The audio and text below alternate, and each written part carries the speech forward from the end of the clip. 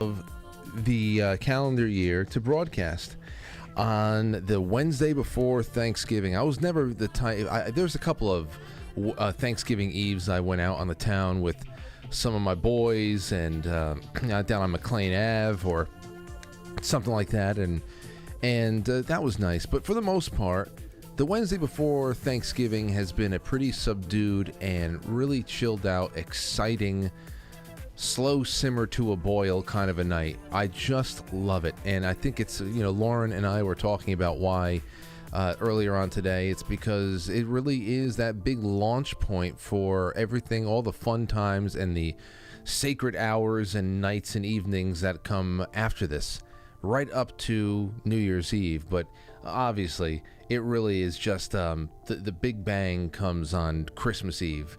Because by about 8:30, 9 o'clock p.m. Christmas Eve, everything becomes a little bit more bitter than sweet. Because Christmas Day, by noon, it's over. It's over. I know. And that's just the social aspect of it. I know what the real meaning and the real reason for reflecting and celebrating Christmas is all about. But you know that the social get-together, gathering aspect, the build-up, the hosting, the invites, the wine, it all starts tonight. And to have those broadcasts on Wednesday before Thanksgiving, they have been a wonderful affair for me, and it will continue to be so tonight. So we have Jay Gulinello, our resident nutritionist Galaxybrain. He's coming in the studio tonight. He's already here hanging out, taking care of all of his materials while I do this opening and a couple of grab bag items. We're going to have an all-encompassing talk about holiday nutrition, meat eating for health, what else?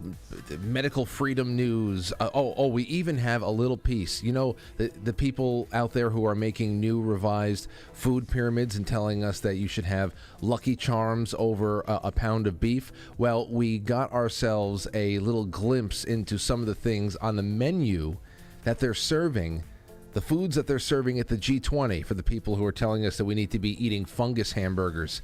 So we got great things going on tonight, and it's never ever limited to that because yeah, that's just what it is. So thank you. And since I won't be on tomorrow, I just want to thank all my sponsors and urge people, go and do your Christmas shopping, at least some of it, for not only for yourself but for others, on quitefrankly.tv on the affiliates page. I just got, first of all, today, I just got the first two Quite Frankly cigars. They're so beautiful. They smell so smooth and delicious, wrapped to perfection, hand rolled, and yeah, the guys at Lefties will take care of you. You got to go and check out Justin and Zoe at Yes Cacao and get all this botanical chocolate. I know that Jay is a big fan of really high cacao content chocolate. So I mean, there's just so much. Yeah, he's going, yes, eat it, chocolate. The higher the cacao, the better. Well, guess what? Yes Cacao will give you more. You won't be saying less cacao. You'll be saying yes cacao. And jeez, don't have me. This is what happens when I like your products. I sacrifice my life to tell people about it. But just go to the affiliates page. There's wonderful things there for everybody, and there you have it. All right. So, on to our little thing. First off, I have to make I'll make this announcement on the other end. We have our winner, the first winner of the monthly sponsor giveaway. I want to put that out there and have them feel the glow and bask in the glory of winning. We'll talk about that. They're getting a bag of coffee and an ounce of silver. But I have over here Elon Musk. Ladies and gentlemen, here's another one of our polls that, as I said, this guy is putting out polls on Twitter, and they're becoming statistically significant. You have nearly 2.1 million people who have participated in it. There's 17 hours left. So the reason why this is important is because when he put a poll out about this a few days ago, it was about whether or not Donald Trump should have his ban lifted. Obviously, everybody said yes. And Elon Musk also said that all of the voting has given them really good insight into how bots and artificial intelligence swarms in ways to make data a lot more muddied and false. Well, now he puts out, which is why it's significant, a larger poll topic. It says, should Twitter offer a general amnesty to suspended accounts, all accounts, provided that they have not broken the law or engaged in egregious spam? Okay, so this is a huge deal, at least in the Twitter story timeline here. And as of right now, yes to no is 72% to 28% out of 2.1 million people who have voted.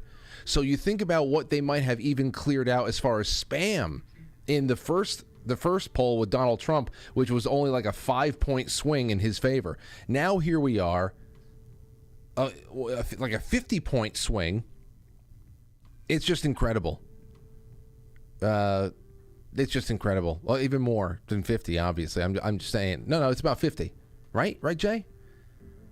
Like it's 75 to 25. That's 50. Yeah. It's just pretty much it. So this could be a pretty interesting week after Thanksgiving if the last time he did a poll like this means anything. And for everybody out there who may be watching this show from Media Matters, I don't like democracy. Democracy as a widespread implemented political mechanism is not. It's a good tool to make other more complex decentralized systems, if you're going to go that route, possible. It's a good tool, but democracy all across the board is bullshit. It's tyranny. But this is how democracy looks like. I know you guys like chanting that when you go to your shopping malls and you want to make everybody's life miserable for a couple hours on their lunch break, but this is what democracy looks like. This is the mob. Now, unfortunately for you, you don't actually really have the mob on your side. You had bots on your side. So just letting you know out there in Media Matters land, that's what's going on. All right, one more frivolous thing before I get to something else that I believe is an important addendum to last night's conversation. New York Post says that Harrison Ford will be de-aged in Indiana Jones 5 to look like the first film.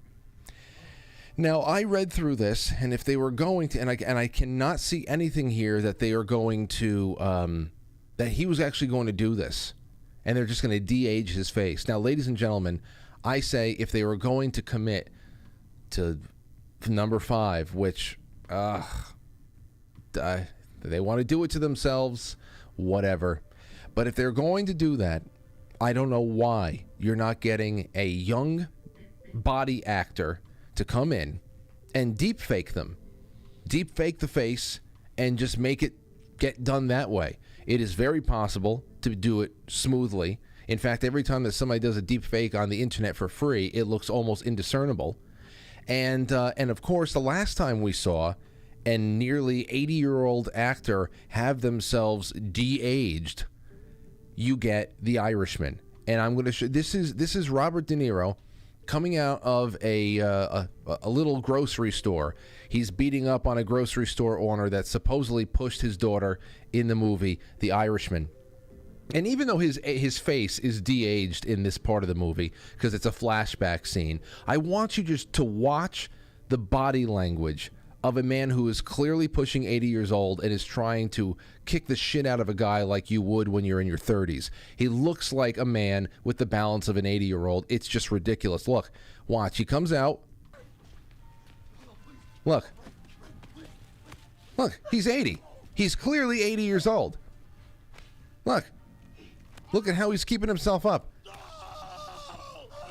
Look. That's what an 80-year-old man looks like when he tries to stomp somebody out in the street. It was the stupidest looking thing I've ever seen in my life. So somebody has got, but they've been filming Indiana Jones 5 for God knows how long now. There's been so many setbacks that I've heard. Somebody's got to get the word out there. Hire a young body actor and do a deep fake. or else you're going to come out looking like Robert De Niro in The Irishman. Completely pathetic. My God. Nobody who moves like that in their 30s lives to see 80. Okay.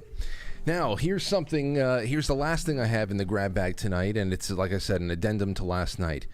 You have got to see this. New York Post. This happened, this broke about less than an hour after we got off the air. CNN anchor left speechless. Well, many people were. Axios broke the story as I saw it. Anderson Aldrich, the shooter at Club Q in Colorado. The shooter is non-binary. There's a revelation in court documents. And a CNN anchor, you have got to see Allison Camerata here, because you know what this means, right? I totally forgot that Allison Camerata even exists. I don't know why. Obviously she's still working out there, but we used to make fun of her from time to time. I had a lot of fun, but here we are. Watch her have to break the news about the shooter being on the LGBTQ incorporated spectrum. Okay, in fact, he's a non-binary opium addict, which means that according to Ben Collins, most of San Francisco is secretly conservative, I guess. Non-binary opium addicts, and everybody getting it wrong. But this is after 3 days of very, very hard work to pointedly attack people politically, and throw a saddle on top of another pile of dead bodies, which is just horrific to think about. But they're willing to do it, whatever the hell is necessary. Now, watch Allison Camerata's face if you're watching on video. If you're on podcast land, I'll try to color this in the best that I can for you. So here she is. So, attorney. Hold on a second. Let me turn this down and put this up. Here we go. So, attorneys for the accused shooter, Anderson Lee Aldrich, say in new court filings tonight that the suspect now identifies as non-binary. Look at that. Look. She's got a, do you believe this? She doesn't believe it. She's frowning. There's a frown. She's pursing her lips. These people are dead, and she's frowning because she knows at this point it's a gigantic blow to their 3 days' worth of breathless political speculating that she and all of her colleagues have been doing. Her face continues, as you watch, to twist in frowns and scowls, as if to say, what am I supposed to do with this? In a footnote to a motion asserting legal privileges, the public defenders say, quote, Anderson Aldrich is non-binary. They use they, them pronouns. And for the purpose, she's letting her mouth hang open in between words and syllables. Purposes of all formal filings will be addressed as Mix Aldrich. So in other words, not Mr. or Ms. Joining me now, CNN political commentator Errol Lewis, also back with me, Al Franken and Joe Walsh. I don't know what to say about that. I mean, that's not anything that we had heard from his background. People have been looking into his background. And, oh, yes. I don't know if anybody here, are you guys lawyers?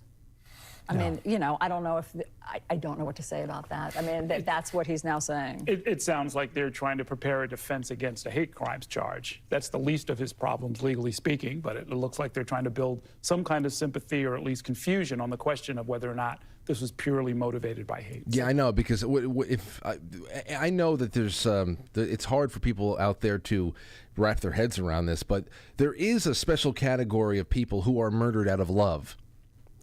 There's this is motivated. They're trying to say that this was motivated by anything other than hate. What kind of a midwit commits to that kind of thinking? That you took somebody's life. You went on a shooting spree. Where does love come in? Where does hate not become a factor, regardless of what their sexual orientations may or may not be? So again, here they are. Oh, that's it. So they're saying that he's just pretending. That's what they're pretty much getting around to now, saying that he's pretending. And now people are like, he's just pretending to be non-binary. Because of what? Because murdering 5 people and injuring 25 others is going to mean maybe 100 less years on a 600-year sentence in Colorado. What the hell does that mean? What does it give him?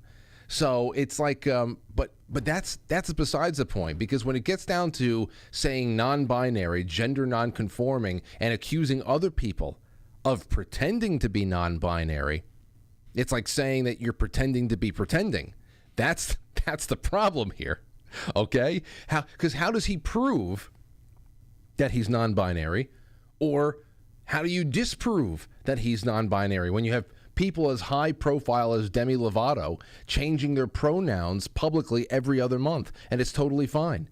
You know, I mean, you can do that with something like a scam as I don't know, as just vaporous and I don't know, as gender expression. When it comes to race, it's something totally different. Rachel Dolezal is pretending to be black. Okay? There is a way to prove and disprove that she is, in fact, a white girl. Elizabeth Warren is pretending to be a Native American. There is a very easy way to disprove her Native American heritage. And this is where we are right now. But Ben Collins, who we righteously tore into last night, oh boy, he's changed his tone and blaming right-wing Christian Tucker Carlson nationalism to blaming online bullies for driving this person to go and kill people at this club. Almost like dredging up sympathy for their personal struggle. I can just picture Ben Collins in my mind when the news broke, him running to his keyboard trying to stay calm. It's okay. I can work with this. And this is your average misinformation expert, your average fact checker. Okay, it's okay. I can work with this. They're trying to fit the square peg into the round hole constantly. So what I would expect at this point is just a lot of muddying of the water until nobody knows which side is up, and then it'll all go away. Because all you got to do is wait. In a culture like this, all you got to do is wait, and something else is going to pop up that can be exploited. But before we go to our break and start this show off, I want to leave you with something that is as relevant as it ever was and always will be, from C.S. Lewis. Suppose one reads a story of filthy atrocities in the paper, then suppose that someone turns up suggesting that the story might not quite be true, or not quite so bad as it was made out. Is one's first feeling, thank God, even they aren't quite so bad as that? Or is it a feeling of disappointment, and even a determination to cling to the first story for sheer pleasure of thinking your enemies are as bad as possible? If it is the second, then it is, I am afraid, the first step in a process which, if followed to the end, will make us into devils. You see, one is beginning to wish that black was a little blacker. If we give that wish its head, later on we shall wish to see gray as black, and then see white itself as black. Finally, we shall insist on seeing everything, God and our friends and ourselves included, as bad, and not be able to stop doing it. We shall be fixed forever in a universe of pure hatred. And that's exactly what we have spewing from the people like Ben Collins and Alison Camerata, no matter how passive they do it in. Because those who are accepting the regurgitated, pre-digested drivel along the base of the pyramid, the people we have to live around every day, they're the ones who are driven to a little bit more of an explosive rage. And those are the relationships that are lost forever. So that's what we're dealing with here, and hopefully it's something that we can at least set aside for a couple of hours tomorrow on Thanksgiving. Let's get this show started, come back, and we're going to be talking about a little bit more lighter things, all right? And then, of course, your questions. As we go on tonight with Jay Gulinello in tow, please send in your questions through any means of super chats we have, because we will spend a good portion of the second half just answering questions, so we're not just with our backs up against the wall like we did last time. So don't go anywhere. We will be right back.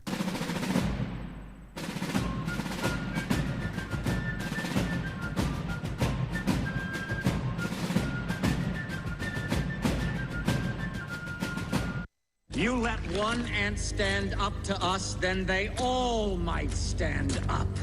Those puny little ants outnumber us 100 to 1. And if they ever figure that out, there goes our way of life. It's not about food. It's about keeping those ants in line. That's why we're going back. Does anybody else want to stay? Let's rock!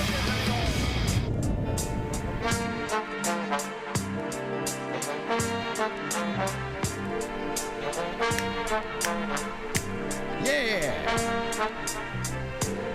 All right.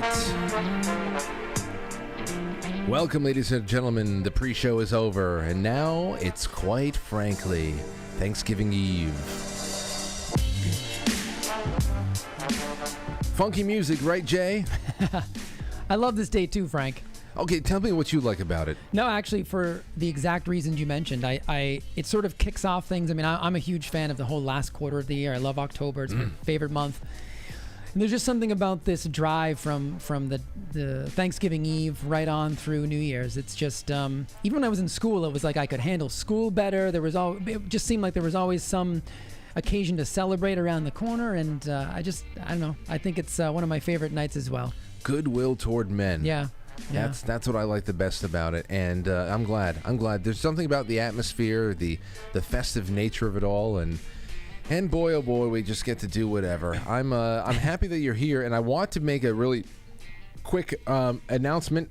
I want to congratulate, as I said now, as a baseline thing, perk that everybody who becomes a monthly sponsor on quitefrankly.tv, Subscribestar, Patreon, or now starting in December, Foxhole subscribers. I want to congratulate Beverly Dawkins. Lauren compiled all of the emails and all the names from all of the monthly subscriber platforms, and we were able to put them into a randomizer. And because there's no way that she's writing out all those names every month.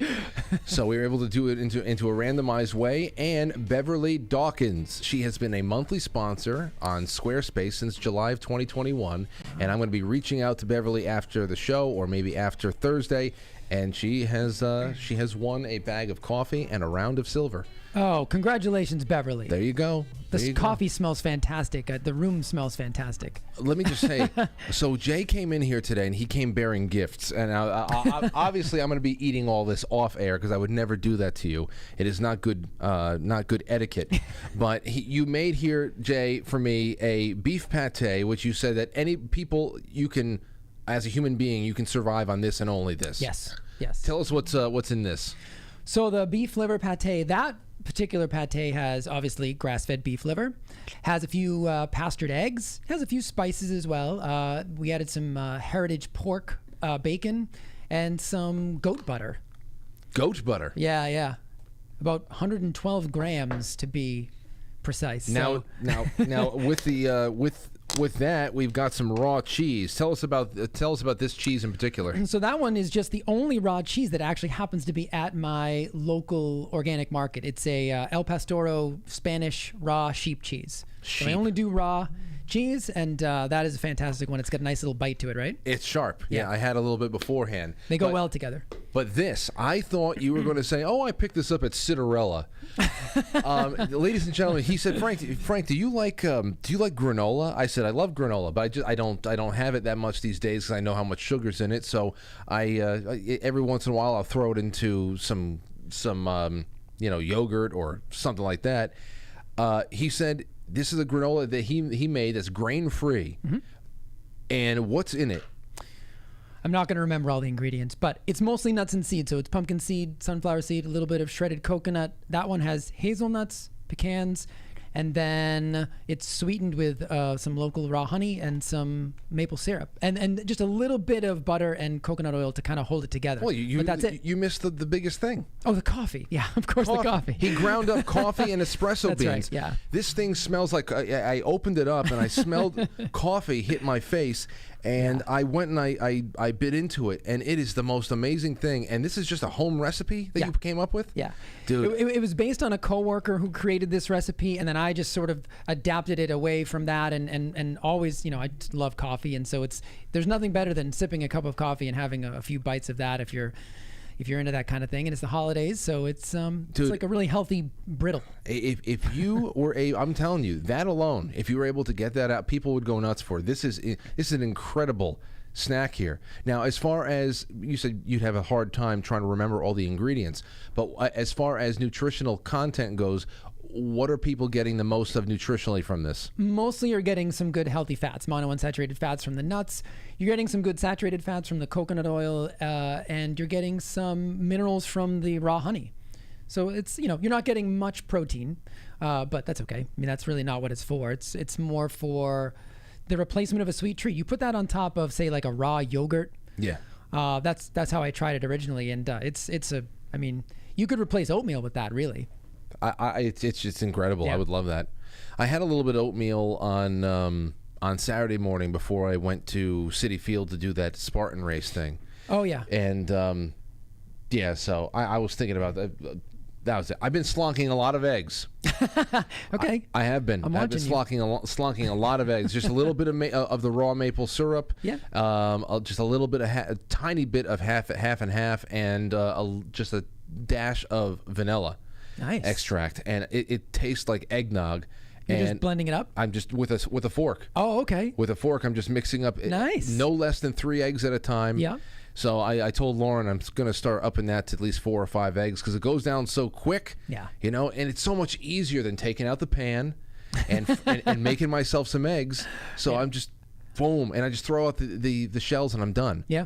Yeah. So that's been great. That's great, man. Yeah. Well, I mean, like I said, add that to your routine and try it with some yogurt, and it seems like a winner. You're the only, I think maybe the second or third person to try it. So I'm glad that you like it. I'll keep playing around with it, and I'll make a version with the Quite Frankly coffee. So that'll be really nice.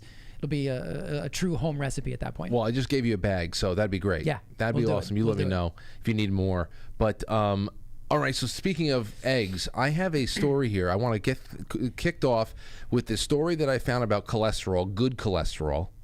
And then I want to jump into this other thing where Newsweek and a whole bunch of ninnies on the internet went nuts over seeing what this ex-footballer eats as a support to his exercise regimen and all that stuff. They all are screaming because it's all meat-based protein. You're going to see. But here's the first thing, because this will flow into holiday tips. It's going to flow into, when people freak out about meat, we're going to go right into that leaked portion of the G20 menu. Boy, oh boy. This is from studyfinds.org. Let me make sure that you're up on the screen. There you go. Studyfinds.org. Good cholesterol. What the hell? Hold on. Why is this not... That's the other one. Not scrolling? It's not scrolling for some reason. We can still talk about it. Yeah, well, I can't. Anyway, well, the headline just says good cholesterol is just a myth. Higher levels do not lower heart disease risk. Now, it comes down to this.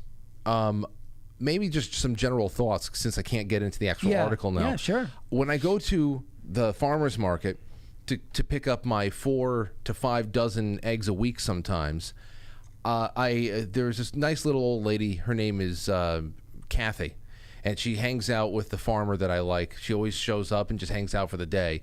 And she goes, "Hi, Frank," and she sees all the eggs in it. She goes, "You have to watch out for the cholesterol." and I'm not going to sit there and go, "Well, actually, Kathy, pick your battles." I always pick my battles. Yeah. But she's tried to say, "Well, you have to watch. There's good cholesterol and there's bad cholesterol."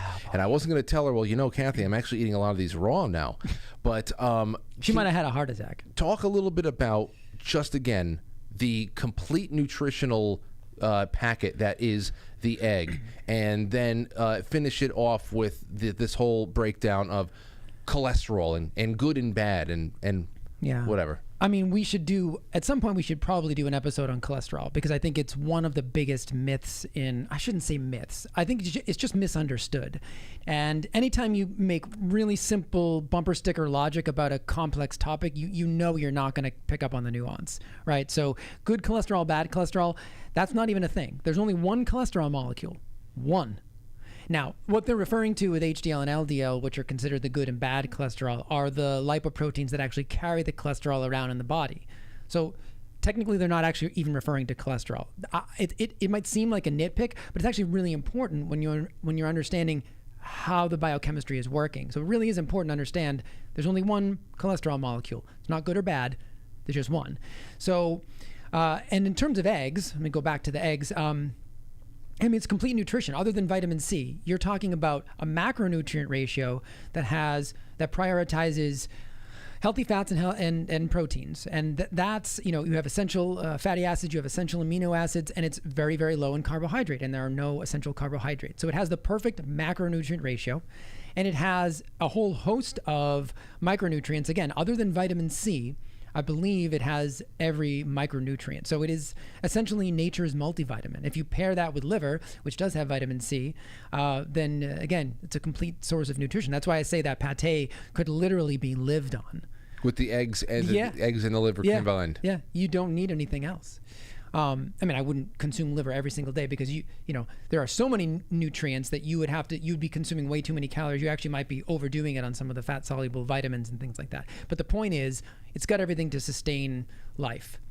So yeah, and I'll sort of, I think they're creating a straw man. Obviously, we couldn't read the article, but I'm going to go out on a limb and say, they're saying, well, higher HDL, which is considered the good cholesterol, but again, there's not good or bad, that they're saying, well, that's not necessarily associated with a decreased risk of heart disease. To which I would say, okay, I mean, that's a little bit of a straw man argument, because that's not the argument I'm making. I'm making the argument that it's actually about a ratio between triglycerides to HDL. So most of the people I see that do have higher HDL also tend to have lower triglycerides, which is favorable. But if you're saying that a higher HDL at whatever you define it as, but that's also accompanied with other parts of the lipid profile that are out of whack, then I'll agree with you and say, well, yeah, the HDL being high on its own doesn't necessarily mean that you are out of the woods for cardiovascular risk. So again, it's super nuanced, and you have to understand what they're talking about. And I would want numbers. I would want you to say, so what do you consider high? Do you consider high 50? Do you consider high 90? To me, I used to see lots and lots of labs, like hundreds of labs per day. And almost always when I saw people with low HDL, that also correlated with a dysfunctional metabolic and lipid profile. So it was not good. So generally speaking, I would disagree with that. I would say, generally speaking, HDL as a starter, I want it to be high. If I had to make a gross generalization, I'd say, give me a higher HDL any day of the week. Again, doesn't mean that alone, which is why you can't look at markers in isolation like that. But yeah, so if I was to just pick that off the study's headline, I would say, well, I'd rather have a high HDL than a low HDL. So again, simplicity is not always the answer, especially when you're talking about the human body. Definitely not. Okay, so well, I wanted to bring it up because it's just you walk out there into the world and you get thrown this stuff, and I don't know. You know what it is for me, Jay? You've got all this stuff in your head. You've been to not only through the proper schooling, but this is a passion for the continuing education in these fields is a passion of yours. Whereas someone like me, people in the audience, for a number of different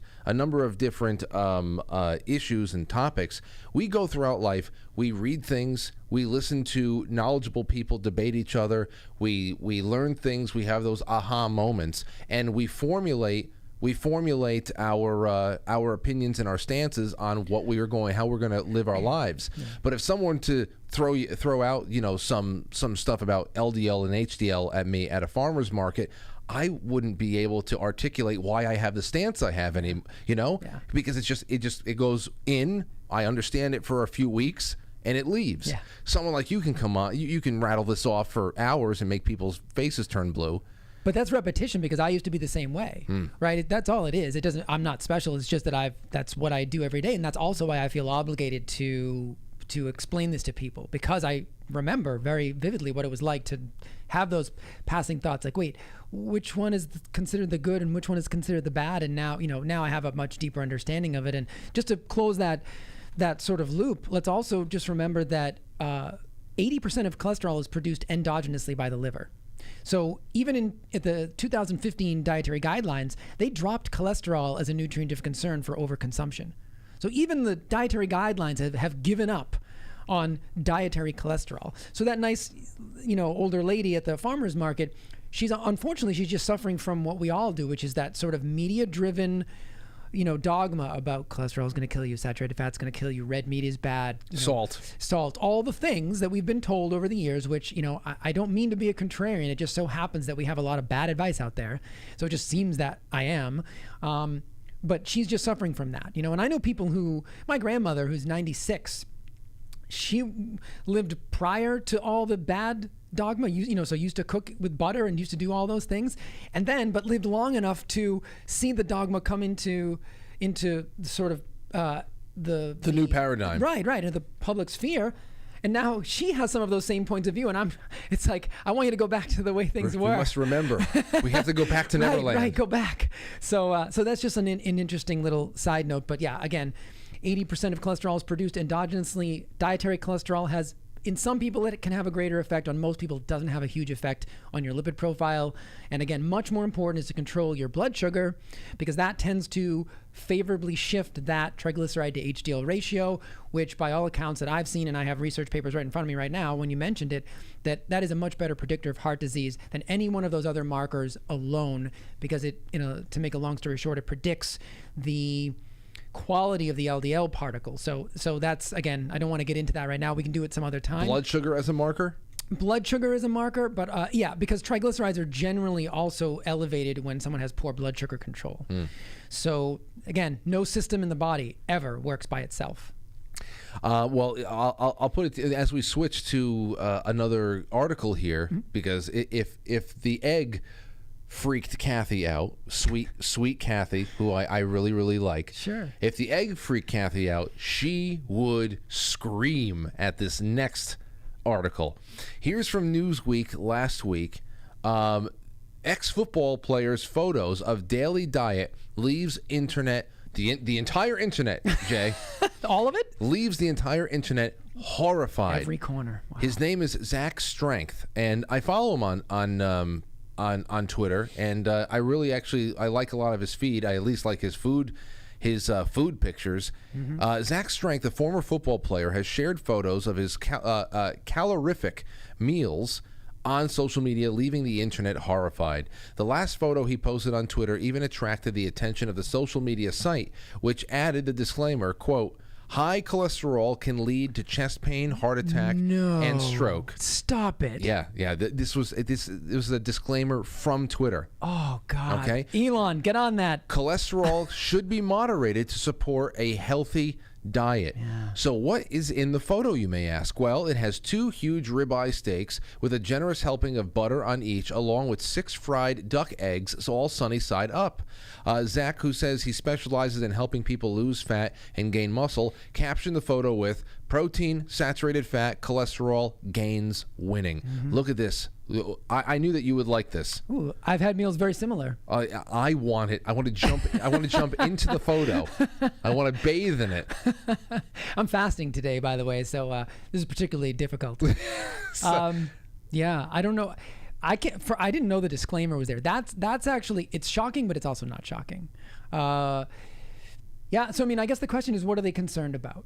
See, this is so interesting to me, because at the retreat, I did a whole lecture on the mitochondria, and I talked about how food is turned into essentially electrons, right? I went from food all the way through the digestive tract down to the cellular and subcellular level to show how food becomes fuel for the mitochondria, because that's really the ultimate.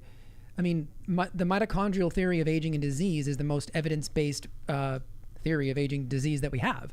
So if it supports your mitochondria, then it's generally a net positive. And if it damages your mitochondria, generally it's a net negative. So what's interesting to me is I try to get people to look at food like I don't know if I've said this on this show before, but like an operator in the Matrix.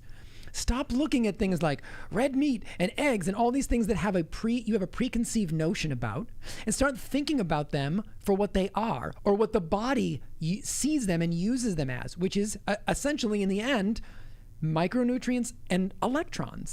So when you start looking at food like that, you look at it completely differently. It doesn't scare you to see 2 ribeyes, and I gotta stop looking at that picture. Yeah, 2 ribeyes and how many? 1, 2, 3, 4, 5, 6 eggs. 6 duck eggs. So I mean, and look, and this is why I love those, dude. Just look at the orangey. yeah, This those is are why pastured eggs. You can tell. I love getting the heirloom pastured eggs from the farmers market, because whereas you go, if you know the eggs that you go to Cumberland Farms to go grab when you're going to egg somebody's house, you get the bleached white shell, and you've got this white cloudy yolk. These beautiful dusky sunset orange yolks, I would die for them. I would put a straw in there and suck it all out. Frank, I'm going to tell you. I mean, yes to all that, by the way. Yeah. Yes. So when I look at that, so I see the butter and I see fat-soluble vitamins. Okay, that's incredibly important, and you don't get those from seed oils. In fact, experiments were done in the early 1900s showing that rats that were fed a cottonseed oil diet compared to a butterfat diet had failure to thrive. And the biochemist said, well, there must be, at that time, they didn't know about the fat-soluble vitamins, but that's what they were discovering. That was 1918. The biochemist E.V. McCollum was the one who figured that out. And he couldn't make rats thrive on cottonseed oil. So he led him to believe, well, there must be some as of yet unidentified nutrient in butterfat. And then I look at the eggs, and we just talked about eggs. The micronutrient profile of eggs is amazing. I've done it against other so-called superfoods like kale, and there's no comparison.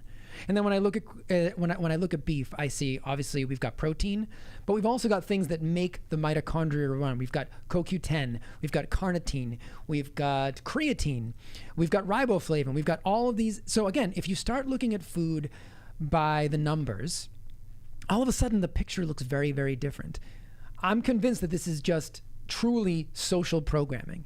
Honestly, because that was breakfast prior to the Kellogg intervention, for hundreds and hundreds and maybe, let's face it, maybe millions of years, that was breakfast.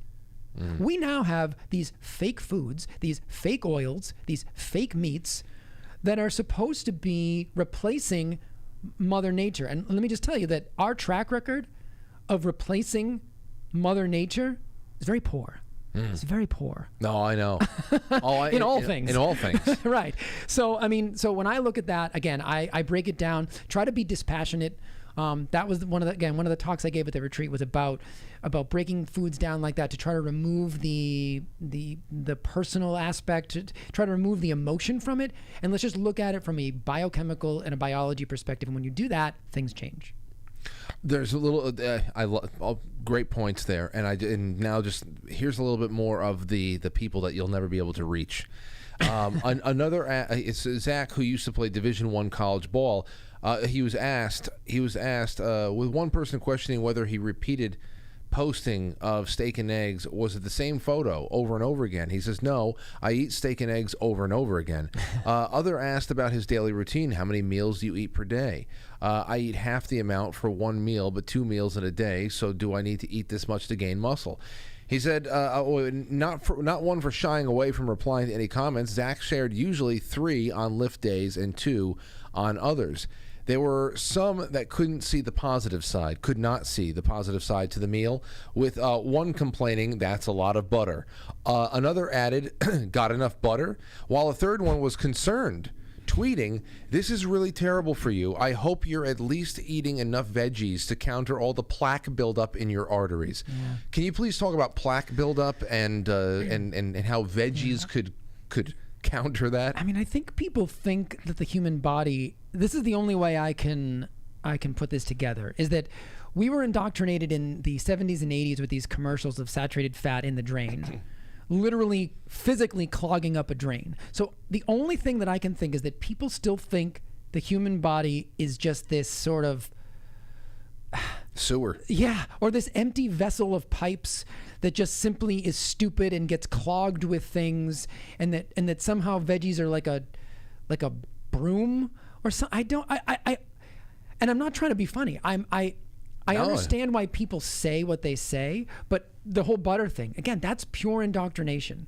That's just because for years people were said, well, use margarine. Despite the fact that last time I think I was on here, or one of the times, I told you about some of those studies that were done in the 60s that replaced saturated fats with polyunsaturated fats, and we found two things.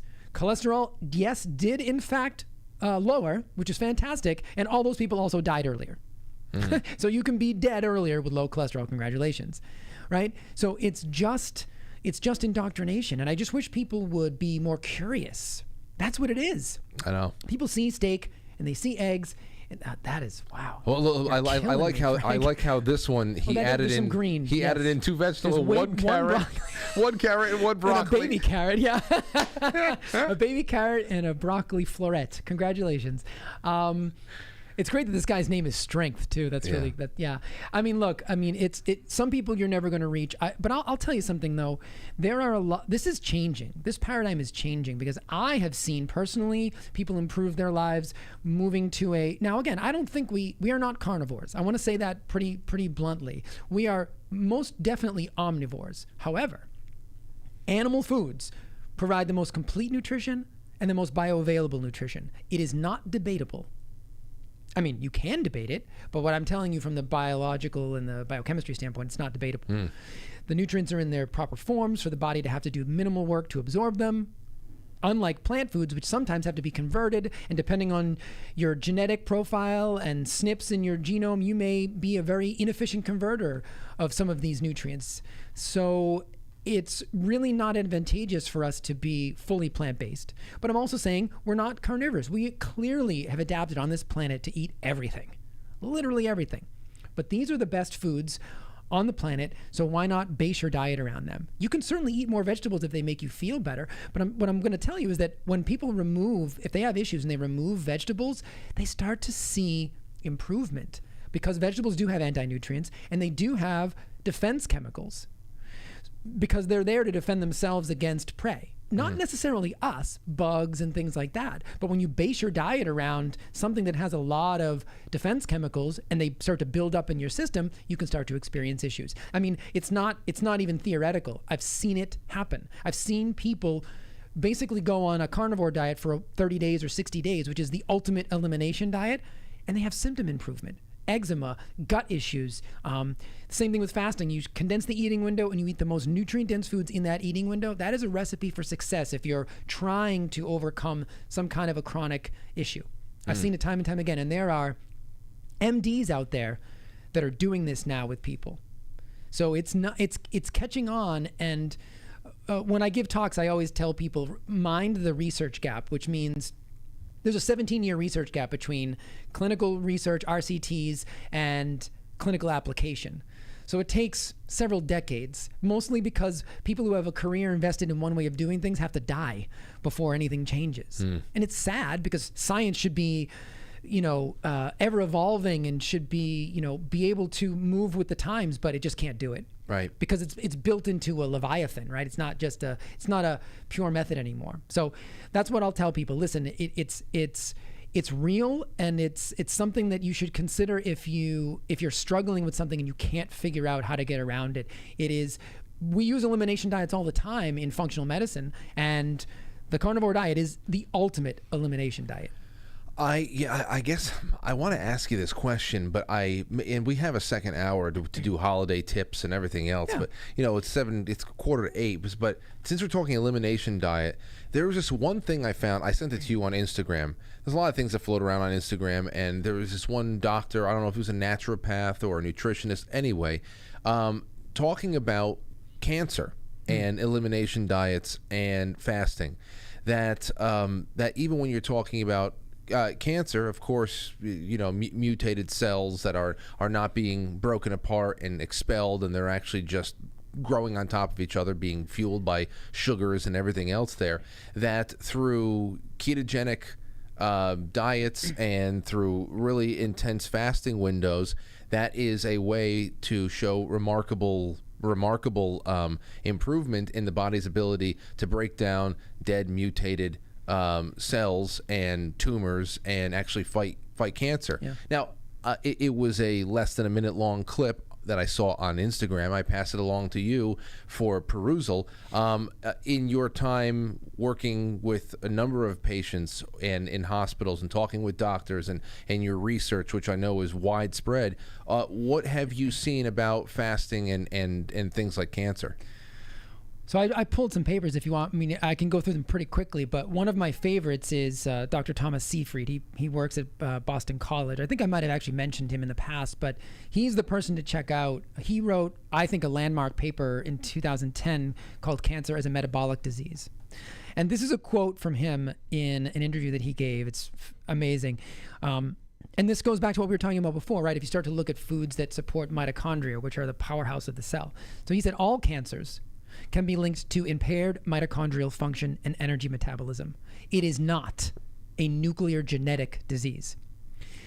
It's a mitochondrial metabolic disease, and so therapeutic ketosis can enhance mitochondrial function for some conditions and even kill tumor cells. In his paper, Cancer as a Metabolic Disease, he says it is well documented that dietary energy restriction can reduce incidence of both inherited and acquired cancers in experimental animals. And so dietary energy restriction in rodents is comparable to water-only therapeutic fasting in adults, in humans. So yes, he is seeing that, and he is working with seriously aggressive forms of cancer like glioblastomas, things that are essentially almost incurable. And he's using hyperbaric oxygen, and he's using therapeutic fasting and ketogenic diets. But if you want to know, just from I just pulled two other papers, and these are current. These are both 2022 papers. Just want to read you two quotes from each of these different papers. So this first one is in Cancer Science 2022, October, last month. Mm-hmm.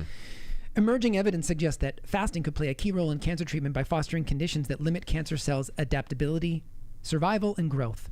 Fasting could increase the effectiveness of cancer treatments and limit adverse effects. That's huge. That was last month in Cancer Science. And then going back to September, the month before that, in current nutrition reports, they said that preclinical studies consistently show the robust disease-modifying efficacy of intermittent fasting in various metabolic diseases, which may hold implications for cancer prevention and survivorship. So I have found so many papers. Forget about even if you fully buy into the chemotherapy, which I did a post the other day. Did you know that the mean 5-year survival rate it's roughly for chemotherapy is like in the U.S. is like 2.1%. It's just abysmal.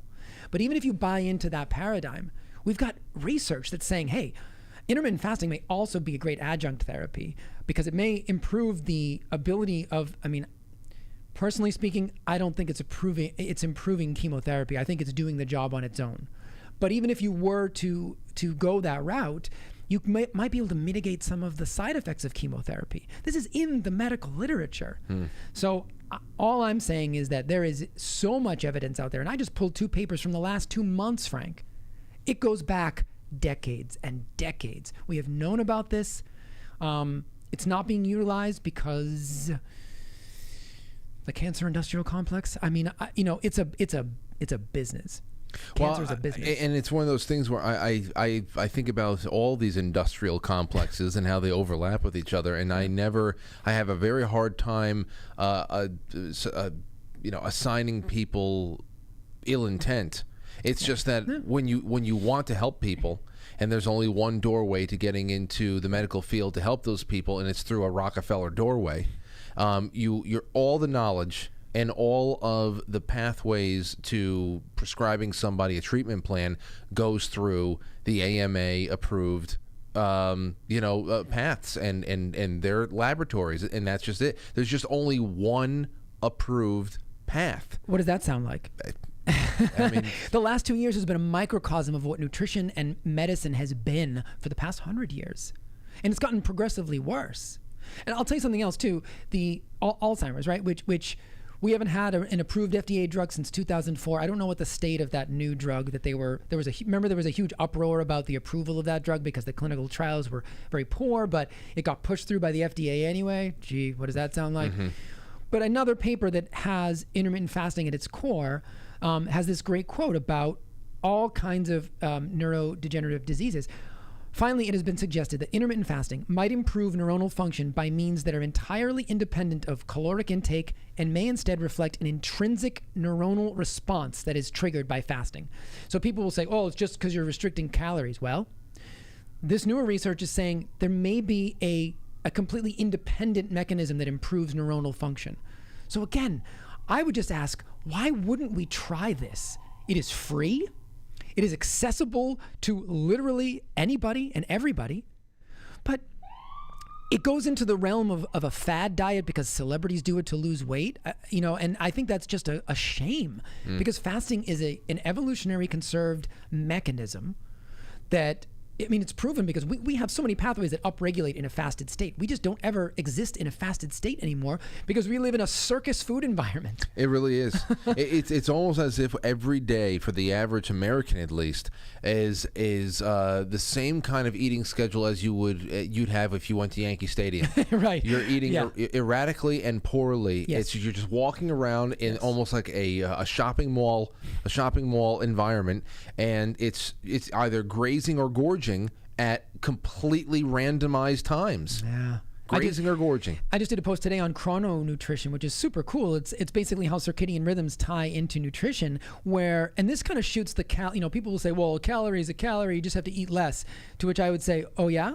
Well, this research in this field is showing us that the same person eating the same exact meal just at different times of the day can create a different glycemic response. Oh. So there's no variability. It's the same human. It's the same food.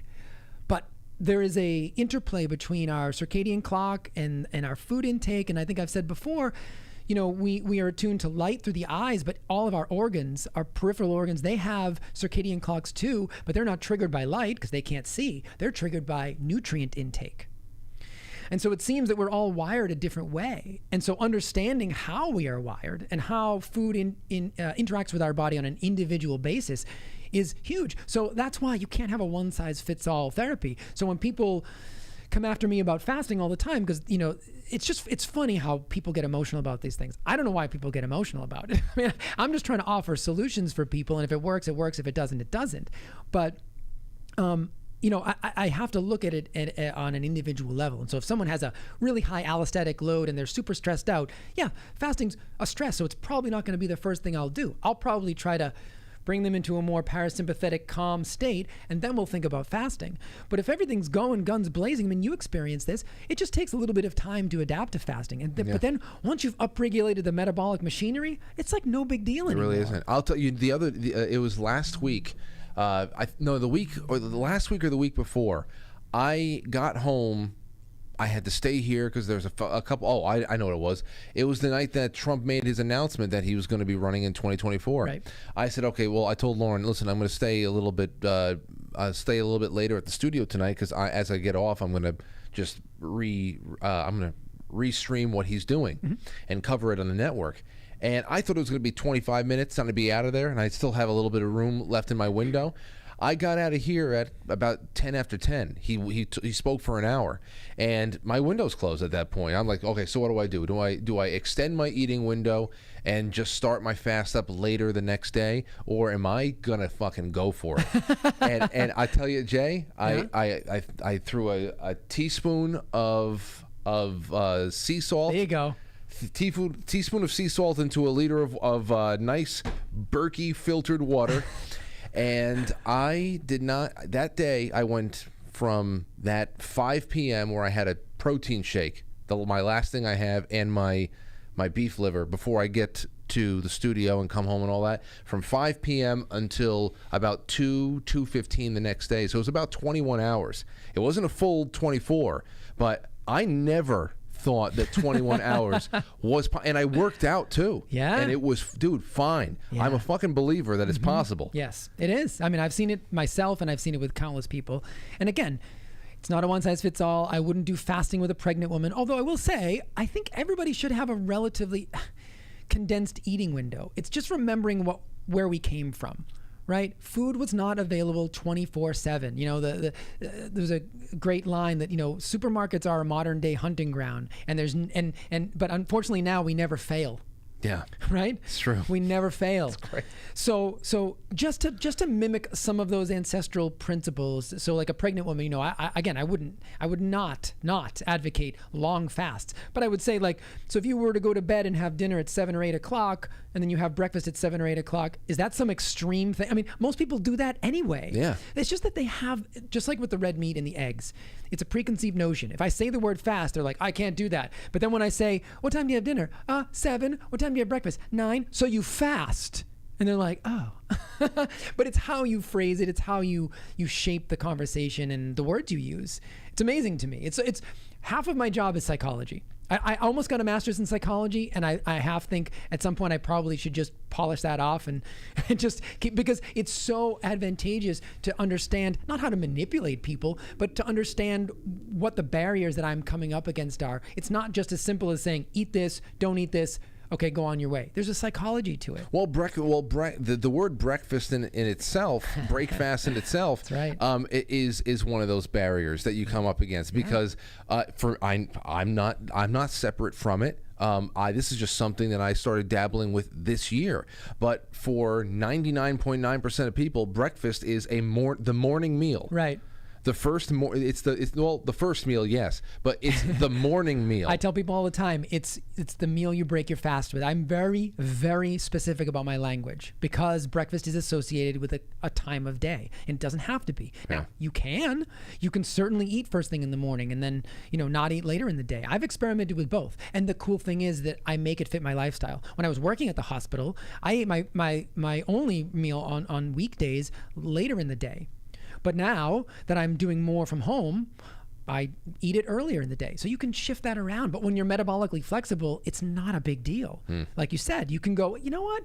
I'll just fast. I mean, that's what I did today. It's like I got a lot of work to do. I had regular job work. Then I had getting stuff together for this show. Then I had travel, and it's the day before Thanksgiving. And I wanted to get a workout in. And I was like, there's literally no time to eat. So I'm just not going to. Yeah. It's no big deal. It'll be no problem. I don't have any brain fog. Next time I'll eat will probably be Thanksgiving meal. Yeah, it's fine. That's it's no problem. So, are you going? You're not going to be on the couch watching the Thanksgiving Day parade, eating Munchkins tomorrow? I don't know. We'll see. Well, listen. Well, how about this? Well, we're going to be talking about holiday tips. Speaking of clogs, we're going to talk about that as we come back from this short intermission break. I hope you all stick with us, because it's going to be good. We have more stuff. Other bigger things to talk about, and then your questions and answers and all that. But holiday stuff, and got to talk about the turkey, and more. What to do before, during, and after. Nice little tips to make sure that you're surviving well. You're not putting yourself behind the 8 ball. We'll be right back. Don't go anywhere. Ladies and gentlemen.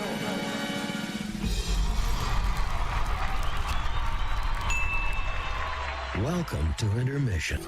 Quite frankly. Quite frankly. Quite frankly. Quite frankly. Quite frankly. Quite frankly. Quite frankly. Quite frankly. Quite frankly. Quite frankly. Quite frankly. Quite frankly.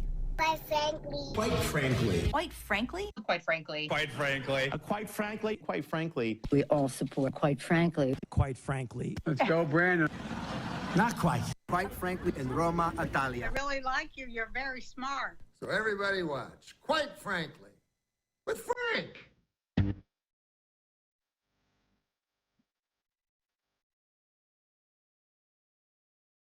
Quite frankly.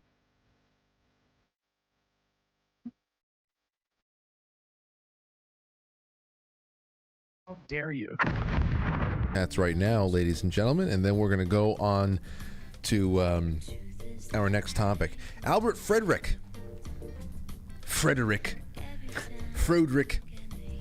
If you get this before Jay Bolts, ask him about the experiments that they did in the 1990s with mice. They fasted the mice and allowed them half the food intake, and it doubled the lifespans, and it is repeatable.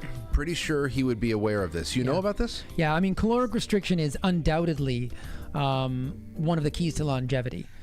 We know that from multiple animal models. It has to do with telomere length. It has to do with a lot of things. And so that's why I'm an advocate for fasting. I think it's easier to fast than it is to calorically restrict. And I wouldn't calorically restrict long term because you can lower your basal metabolic rate, which will actually ruin your metabolism. Here's my thing. Okay, from a personal standpoint, you know that I'm not really looking, it's been a long time since I was looking to put on muscle.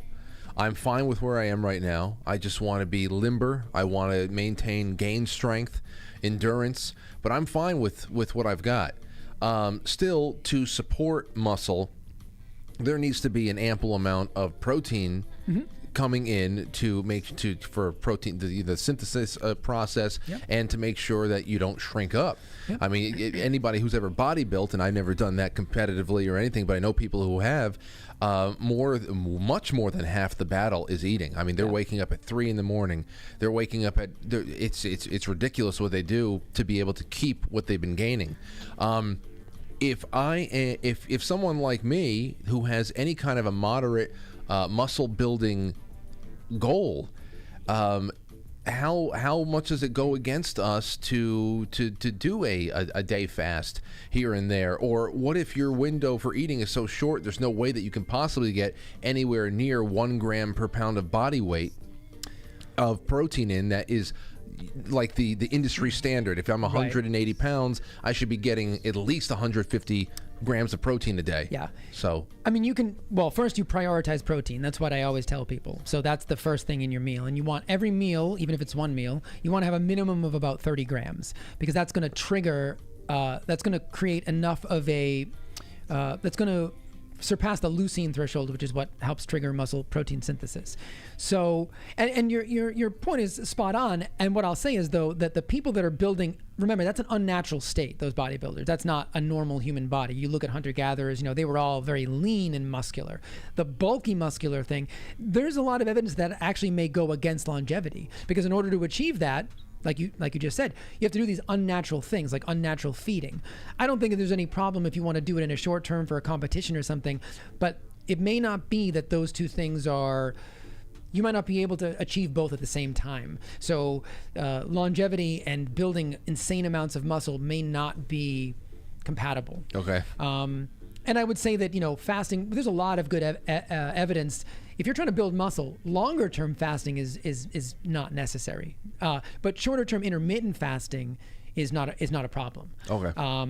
It's pretty clear that it takes depending on your body composition, it can take days for muscle catabolism to actually start to occur. Because if you think about it from an evolutionary perspective, it wouldn't make any sense for the first thing the body to do when you're starving is to start breaking down your muscle. It's going to make you significantly less likely to successfully hunt the next time. Right. So it will do everything it can to not catabolize muscle first. That's the later stages of fasting. That's starvation. I don't advocate starvation. I advocate fasting. So a big difference, but it's a great question because it's a huge misconception. But again, bodybuilding may not necessarily tightly correlate with longevity, unfortunately. Okay, but and it's why I love the audience questions because we go through all this stuff. Yeah. Let's see. Irina Jolnovich says, what about fiber? If eating mostly animal food and limiting veggies, where does one get sufficient amount of fiber? So there's a ton of debate as to whether fiber is even necessary. Certainly it provides substrate for the colonic bacteria, but there's also a ton. So what the bacteria do is they degrade fiber into a short chain fatty acid called butyrate. But in a ketogenic or low carb state or fasted state, the body actually can upregulate short chain fatty acid production on its own, and it can use other forms of butyrate like isobutyrate and beta hydroxybutyrate in order to compensate for the lack of fiber. So there's a lot of evidence out there that fiber is actually not, it's just another one of those things, you'd have to go through it, but fiber, it gets the free pass. Everyone knows you have to eat a lot of fiber to have a healthy gut, but that's not necessarily the case, and the research doesn't necessarily support that. So it's another one of those areas where we have to be very careful. Okay. So there's other substrates and other fuel sources for the colonic bacteria, because that's what you're doing with fiber. We can't actually digest fiber. It's the bugs in our gut that are breaking down that, and if you can give them another fuel source, And what is that usual? What's the fuel source you try to go to the most? So they'll do it themselves. They'll either by metabolizing fatty acids, or being in a ketogenic state and the body metabolizing fats will generate things like beta hydroxybutyrate, which is a ketone body. That's why they call it a ketogenic diet. Ketones are the things that are produced as a byproduct of fatty acid beta oxidation. So and then it provides the colonic bacteria with everything they need. Wow. So even the idea of a sufficient amount of daily fiber is up for debate. Yeah, I mean, there are tribes in Africa right now that don't eat much fiber, if any at all, because they just don't have access to it. And the Inuit in the Arctic, they basically just fats. Yeah, and meat. Just fish. Yeah, they barely ever see a berry. Barely see a berry. Let's see here. Okay. All right. Let's see. Jenna from South Carolina says, "Hey guys, love you both. Jay, thanks for always answering my weird questions on Jenna. Instagram. You're a freaking encyclopedia. Aru, Frank, my fellow Spartan." Oh yes, I know Jenna too. She actually just emailed with pictures of all of her collected Spartan, her Spartan necklaces. Way to and go, stuff. Jenna. Yeah, no, she's a badass. She can do a handstand on the beach. I cannot do a hand. I have to work on that. I'd like to do it. That's pretty good. I could probably hold it for a couple of seconds, but just to stay there forever, I want to do that. That's great. Let's see. Stowstube says, "Great evening, great holiday evening, Frank and Jay. Happy Thanksgiving, the two of you, and also I'm thankful for the two of you, and also very thankful to both of you for the knowledge that you share, and especially the camaraderie you both provide with this wonderful Frankly community. Thank you for being who you are." Oh, thank you. Yeah, and they're from Massachusetts, right? Yes. Yes, my home state. Good. And hopefully they'll be at the event next year. Oh, it'll be fantastic. Poopy Butthole. "Hi Frank, please ask Jay, what is the name of the doctor that made that gruesome presentation about diabetes left untreated and possible reversal? Maybe where to find it. Thank you." Yes, Poopy. He called in a couple of times to talk about his diabetes. Yeah. I know that he manages that. But it's a quote. It's a gruesome presentation about diabetes left untreated and possible reversal. Wow. I'm not sure. I mean, I've seen the complications of type 2 diabetes left untreated, and it usually results in amputations and all kinds of cell necrosis, and it's awful. I'm not sure what exactly you're referring to in terms of a specific, maybe a doctor did a specific presentation. There's a lot of great research and literature out there in terms of reversal. People like Dr. Jason Fung, who runs a clinic in Toronto. I think it's called IDM, Intense Dietary Management, I think. Honestly, it's funny, the low carb carnivore community has a ton of success stories with type 2 diabetes because it's that diet essentially is helping you lower your blood sugar just through diet. In fact, I've been doing some experiments. I don't know if you could see this on the camera. If you can see that black patch? I thought I saw something. What the hell is that? So that's a continuous glucose monitor. So I'm doing a self-experiment. So basically it's tracking my blood sugar levels 24 hours a day. Which one is that? I got it from a company that I have no affiliation with. I know. It's just Nutrisense was the company. They just had a deal. Yeah, Skip used to have one of those. Yes, so it's mostly for diabetics. Of course, I'm using it because I'm trying to learn. And what's super interesting is, so I've only had it for 3 days, so I haven't done much. But what I found out was last night at my meal, which was 10 ounces of grass-fed buffalo burgers. Damn. Not only did my blood sugar not go up, it actually went down after the meal. Wow. Which is shocking. It even shocked me. Because that's a decent protein bolus. So to that question, right? This just goes to show you how I believe lifestyle can impact type 2 diabetes outcomes. So what I would say is, depending on how long you've been a type 2 diabetic, I have seen it reversed. I have been able to do that with clients on my own, and countless anecdotal evidence out there of people reversing it. I would highly recommend looking into. So Jason Fung has a book called The Diabetes Code, I think it's called. That is a great place to start because he's a big fan of intermittent fasting, and he can, kind of, I think in the book, he kind of explains the pathology and the biology of type 2 diabetes. I don't want to say this in a flippant way, but it's not that hard to manage if you can get it early enough. It responds so supremely to lifestyle intervention. I like type 2 diabetes. When people suffer from that, it drives me crazy because I feel like they're just getting bad advice. And I deal with type 2 diabetics every single day, and they're just getting bad advice. And I have to try to unwind it every single day. But there's a lot of great information out there, man. Stick with it. It's totally doable. I can't wait until you have a practice that is large enough and not necessarily uniform enough, but you're staffed with enough people that are on your wavelength and and approach problems with the same kind of way you do, so that at least members of this audience, because I know that there are probably at least a couple of hundred that would love to spend some time on the phone with you talking about one thing or another they're going through and to get some individualized attention. But you're only one person, and I just hope that one day you are overseeing a hearty staff of people who are as knowledgeable and on your wavelength as far as approaching complex issues or simple issues that just may, It's crazy to think about how many simple solutions there may be to long-standing problems in society that we have just not been allowed to consider because of the powers that be. You know? I mean, that's my plan, Frank. I hate to see unnecessary suffering out there, especially from bad information. So truth is always what drives me. I don't have all the answers, but I'll tell you, I always tell people, question the practitioner who never says, I don't know.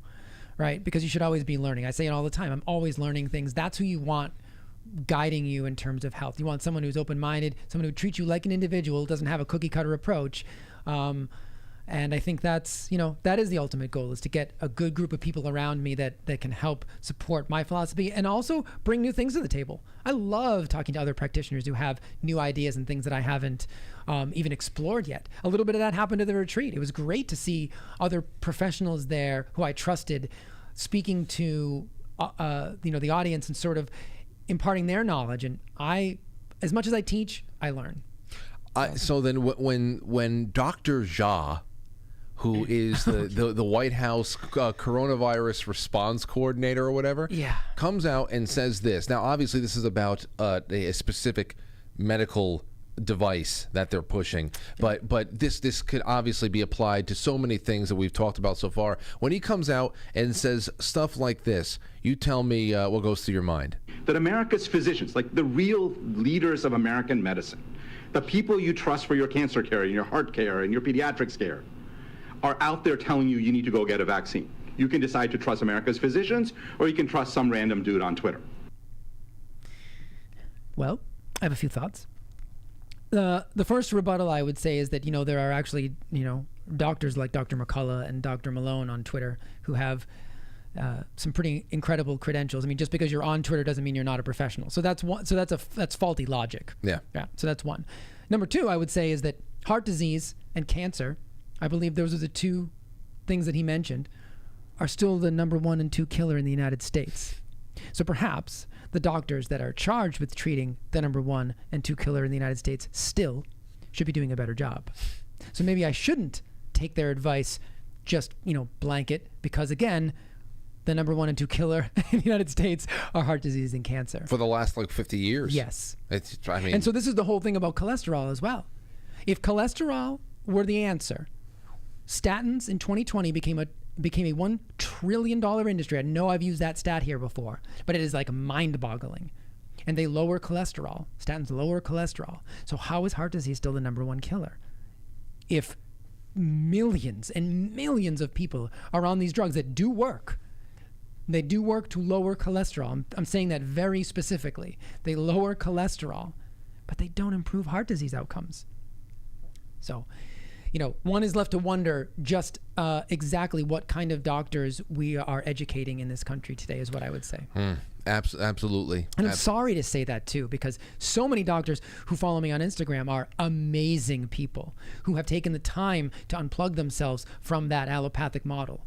So there are amazing doctors out there. And those are the doctors who, in the last 2 years, if they were to actually go out and follow their conscience and not try to go to whatever has been ordained as the one and only path, they would be ostracized from their peers, ostracized from funding, ostracized all across the board. So again, we're watching with a doctor like this gets up in front of a television or a gaggle of television cameras.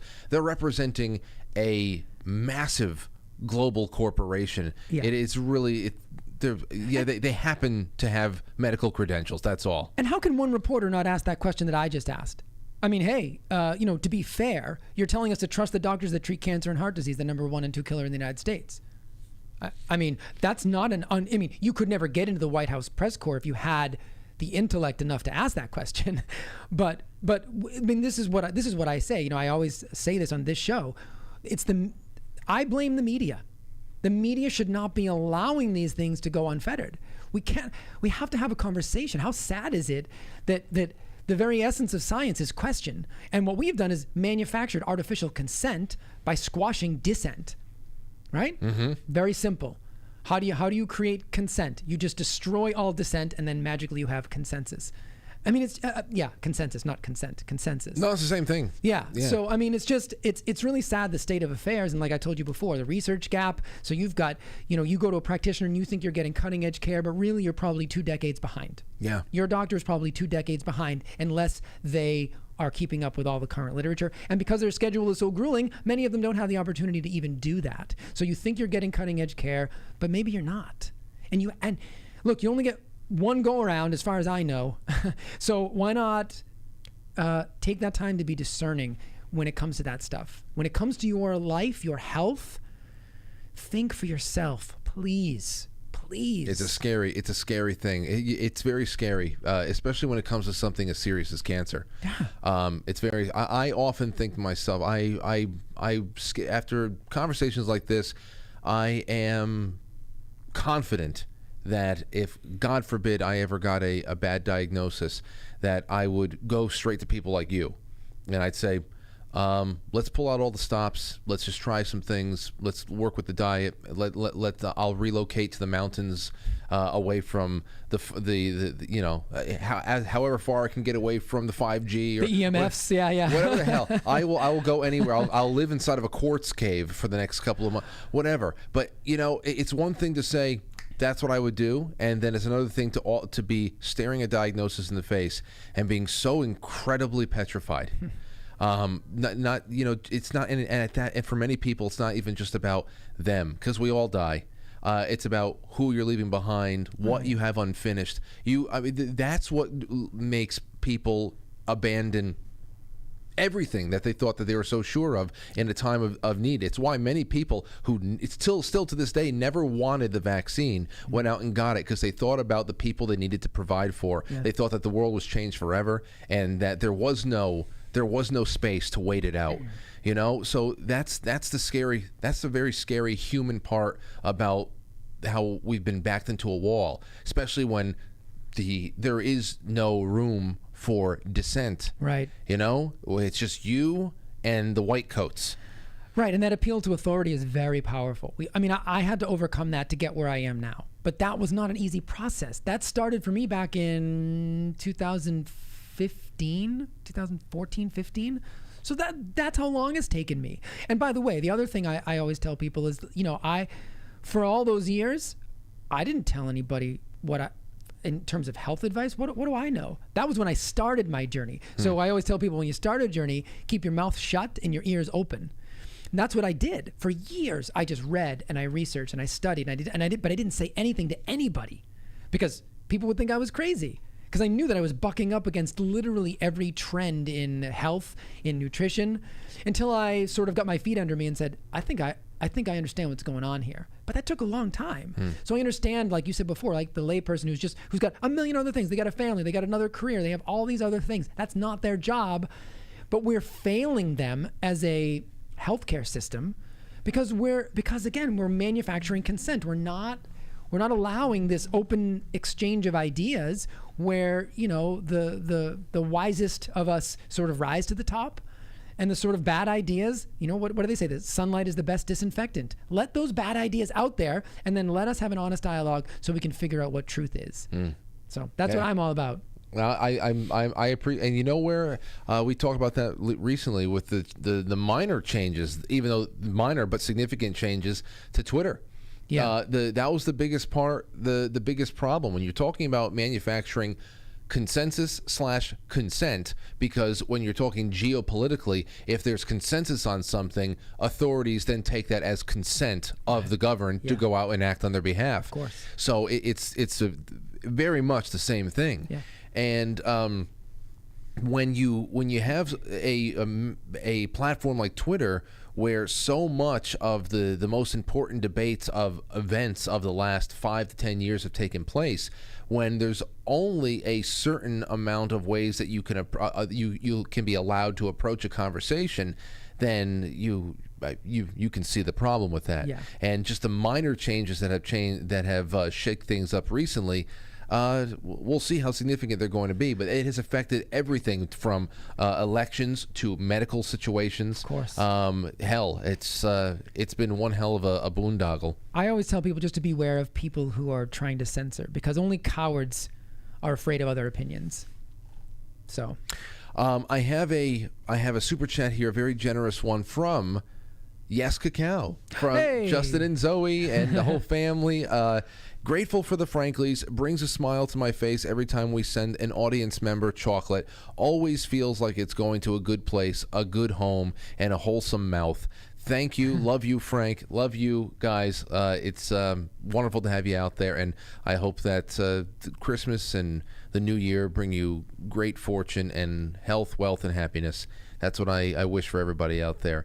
Albert Frederick says, organic eggs, beef, chicken, and ocean-caught tuna. A ton of blueberries, cranberries is my main diet. Think 25 to 30 grams of protein in an egg. Not in an egg. No. That's like 6 or 7. 6 in one egg, yeah. Yeah. Or is it a can of tuna? A can of tuna is about 20. Yeah, yep. A shot of beef tallow in heavy cream sweetened with honey. Did he make pemmican yet? No, I'm getting on it. I'm making a lot of things, but it's on my list. I've had it made for me, and it's fantastic. Really?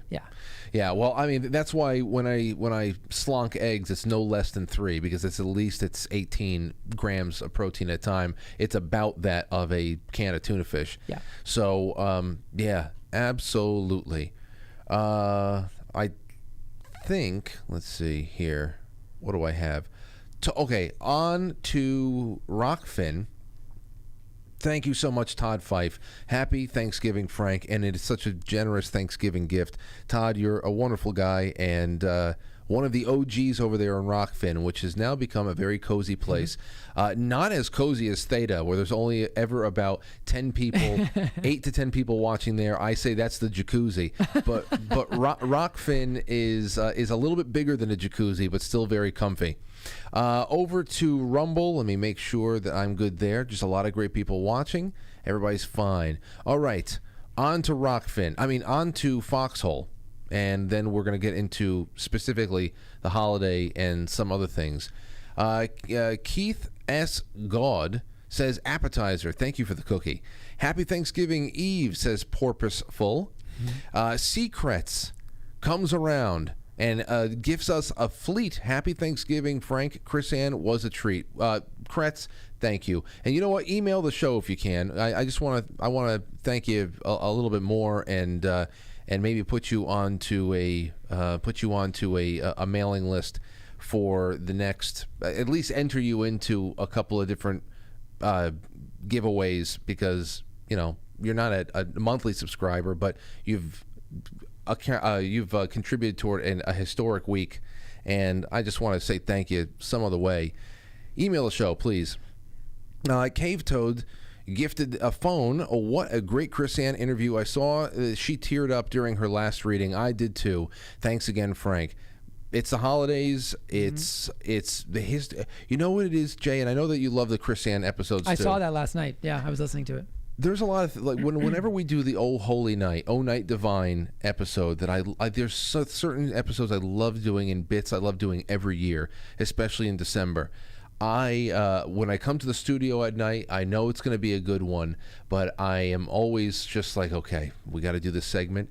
It's a really, really amazing segment, but I got to keep it together because it's not about just being a weepy person. Yeah. Although since Aurora's been born, I might as well have gone through menopause. I feel like the hot flashes and everything, Jay, it's fucked up. You know, it really is. I mean, I've always been, I'm a sentimental person, but with Aurora, it's just everything has become so precious and fleeting. Yeah. And I think that's what it is about with Chris Ann Hall and other things that we do with the show. When we're in the middle of a conversation that you can actually feel the weight of history on your shoulders, not a personal weight, but all of us, when she harkens back to the founding generation and how they saw the future coming to be, the warnings that they gave off, their life stories, their sacrifices. When you realize and you're constantly reminded that we are writing the latest chapter of that story, that we're not separated from that. Yeah.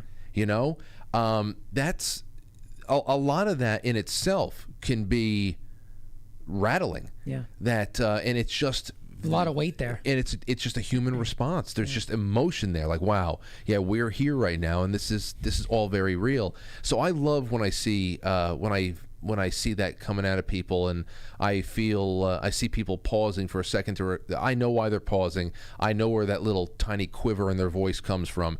It's not about being completely out of control emotionally. It's just sometimes things come on like in a wave. Sure. And it's good stuff. So I like when people like that. Cave Toads is better subscription for you, Frank, though through TV or through Red. It's whatever is good for you, man. Just keep watching the show, and I'm happy with everybody just hanging with me however they feel fit. Trump Red Pill says sent. I don't know what they sent, but Space Shot 76 sent me. Space Shot 76. Wow. I haven't thought it. Thank you so much, Space Shot. I got to go look them up. River Pike. Happy Thanksgiving, Frank. Trump Red Pill. Why is BRICS nation currencies gold backed? Oh, I don't know. Get better ideas. They come around from time to time. Trevor Phillips, your coverage of Allison gives me joy. Thanks. Happy Thanksgiving to all. Siege, my brother did the Beast last week. Oh, Anthony did the Beast.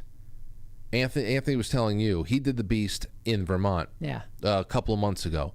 Those big mountains. He had the GoPro on him. That's awesome. Oh yeah, from what he was, I'll tell you, I would definitely need to do a little bit more cardio before doing that, because that's intense. Let's see here. Cave Toad, Jay, some claim beans Some claim that beans are bad. I thought that a claim bean was a certain kind of bean, like a pinto or something. Some claim beans are bad or legumes because of lectin and cell health. I'm confused. Can you help? Well, I'll add a little something to that, Jay. I've heard this too, that beans or any food like that generally causes inflammation and gas should be avoided. But is there a bittersweet nature to beans and legumes? Yes and no. Lectins are a real thing, and they can do some really serious damage. I'm pulling from my memory now, so you forgive me. I remember reading a research paper on this where, with enough buildup of lectins, they're actually able to climb the vagus nerve and go and actually, so they can ascend from the gut to the brain, and they can cause neurological damage. I'll have to find that paper, but it was, again, I think that the thing about beans is that traditionally when they were prepared, they were soaked. Okay. Soaked, and that really reduces a lot of the lectin content. So remember, when you're eating these foods that our ancestors ate, you also have to prepare them the way our ancestors prepared them. So a lot of that gets thrown out the window with faster food and convenience foods. So I worry about the modern version of some of these foods. I pretty much stay away from legumes. They're a good complete protein source, but they have some downsides. So if you're eating animal protein, you really don't need them for that. But if you're going to have them, look at a book called The Nourishing Traditions Cookbook. That's a cookbook that is sort of in the tradition of Weston A. Price, and they explain, so if you're going to have things like kidney beans, how exactly to soak them and prepare them properly to reduce all of their anti-nutrients. So yes, lectins can be problematic. They can also be mitigated if you're struggling with any kind of gut issue or any kind of neurological issue, brain fog, anything like that. Cut them out, see how you feel, reintroduce them, see if any of those symptoms come back. That's a good way to know if you're particularly sensitive. That's great. Okay. Good stuff. That's one thing. That's another reason why people I was told in the past, you have to get. I don't care if it's organic or whatever. Get away from peanut butter. Peanut butter is a bean. It's not a nut. It's a legume. Yeah. You got to be careful with peanut butter. Mold can grow on peanuts. If you're going to do peanut butter, do Valencia peanut butter. Those peanuts don't grow on the ground, they grow on vines, so that's you can limit your mold. But I honestly, peanut butter is something I would say just to minimize in general. Don't, I love peanut butter, but don't make it a mainstay of your diet. I love peanut butter too, but would you suggest that almond butter is better? Not necessarily. I'm getting to the point where I'm not actually thinking that most nut butters are. You're getting an astronomical amount of nuts that you couldn't eat in a nut butter. You think about how many nuts and seeds it takes to make, specifically seeds like sunflower seeds. People ask about sunflower butter. It takes a lot to make these nut butters, and they're a lot easier to eat in that form. So I'm also worried about the absolute amounts. Almonds tend to be higher in omega-6, which we're all a little bit too high in anyway. So again, it's not bad if your diet is like really nice and fine-tuned. You got a good omega-3 balance, and you're not eating a lot of them. That's your treat. Yeah, that's how I do it. I'll have almond butter on something every once in a while, but I used to make it when I was first starting and everything. I used to make that a larger percentage of my diet, and I quickly realized it's also really easy to overeat generally. Do you know a serving size? Just take a look at the back of your peanut butter or almond butter, look at the grams, what it says for a serving size, then put that on a food scale and tell me that anybody eats that as a serving size, and that usually has like 200 calories in it in just that one serving size. Most of us eat, I don't know, a lot more than that. I know I do. So I try to limit that. I think it's not well, not only that, but most people, if you were to poll, I would love to see what it is, but if you were to poll most people who have peanut butter in their diets, they're eating Peter Pan, they're eating Skippy, they're eating Jif, and I pulled up Skippy creamy peanut butter over here, and I went to the ingredients. Soybean oil. Okay, there is high fructose roasted peanuts. That's where it starts and stops. Then there's sugar, hydrogenated vegetable oil, which is they say it's a combination of cottonseed, soybean, and rapeseed. So that's a trans fat, by the way. Yes. Yeah. And to prevent separation. Yes. Because God forbid we have natural food. Right. Because real peanut butter, the oil separates. Yeah, and you have to remix it every time. Yeah. And then of course salt. So the cottonseed, soybean, and rapeseed oils are probably in most of those the mainly eaten peanut butters. So your nuts are already higher in polyunsaturated fats. Then you're adding polyunsaturated fatty oils to them, even though you're hydrogenating them, which is actually making them a trans-saturated fatty acid. So it's a mess. It's a frankenfood. If you're going to buy peanut butter, again, if you're ever going to get peanut butter, just get just your regular old peanuts. That's the only ingredient. Maybe peanuts and salt or something, and that's it. That's the peanut butter I would eat. Now, I think Trader Joe's makes a Valencia peanut butter. So that's, and I would just, use it sparingly. It's not. And you're going to be retraining your taste for it too. It is a much different experience than, Well, your second ingredient was sugar, right? Yeah. Yeah. Well, so it's a little bit more gritty. It tastes like peanuts. It tastes like peanuts, It's not the candy that we grew up with the Skippy. Or go to the store and actually put the peanuts in you ever seen the peanut mills where you can go and make your own peanut butter? You just dump peanuts into the thing, in the grinder, and then you get your peanut butter. That's what peanut butter is. Right. Skippy is not peanut butter. And it's that used to be a dessert. delicacy, you know. Yeah. Delicacy. It's dessert. Skippy peanut butter is dessert. Okay, so this is why I love, you and I, we compile so many things to talk about. I have 5 pages, Frank. We're not going to get through two of them. We haven't even talked about Thanksgiving yet.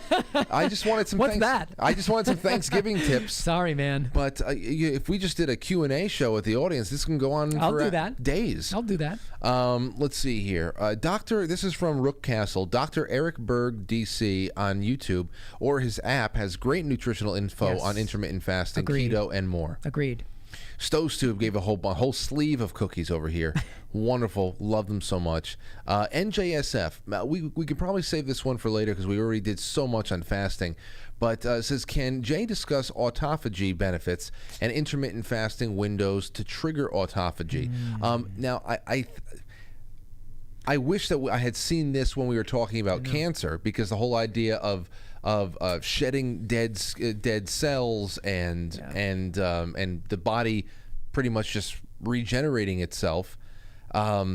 That's the whole point here. And I'll tell you real quick that it's almost impossible to measure autophagy in humans. So this is a lot of it is theoretical. We can see it on a cellular level, in vitro, but it's really, we're measuring enzyme activity that are part of the autophagic process. I mean, we have to remember that the process of autophagy wasn't even discovered, or the Nobel Prize was won just in 2016. For people who don't know, what is the definition of autophagy? Right. Autophagy is essentially built-in cellular cleanup. So in a fasted state, this really upregulates, and the cells start to look for parts that are damaged and no longer working, and it literally lyses them. It dissolves them and rips them apart into their individual amino acids or constituents, and then the body, of course, reuses them in other ways and builds new things out of them. So it's really an incredible process. And to me, it's the body's own endogenous cancer fighter. It's, that's why intermittent fasting is so powerful in cancer, because of that autophagy process. So I would love to dig into that more. The research is coming out fast and furious, again, because it's a relatively new concept, and we don't really have a way to measure it outside of a laboratory. So a lot of the work is theoretical. Yes. Okay. Well, I'm glad that we were able to touch on it at least a little bit. NJSF, I hope that was sufficient for you, but we will do more. I feel like every time you come on, we're talking about fasting at least a little bit every time. Yeah, it's just such a powerful tool, and the research is, I get papers every single month on this. So never-ending supply, I guess. Tremendous. Witchy Poo 22. Thank you so much, my good friend, with the cookies. Captain Flint, another one. A Cave Toad, rounding up the bottom of the order with an EMP. Says, great show, Frank. Thanks. I was so glad to hear the bean answer, and I need more info on type 2 stuff. This helps. Happy Thanksgiving. I think this is a show on type 2. Maybe we do that the first thing in the new year. Yeah. I don't know what we do. I'd love to have you on again in December, because I feel like you're. It's become a tradition to do holiday eves. Gifts. Yeah.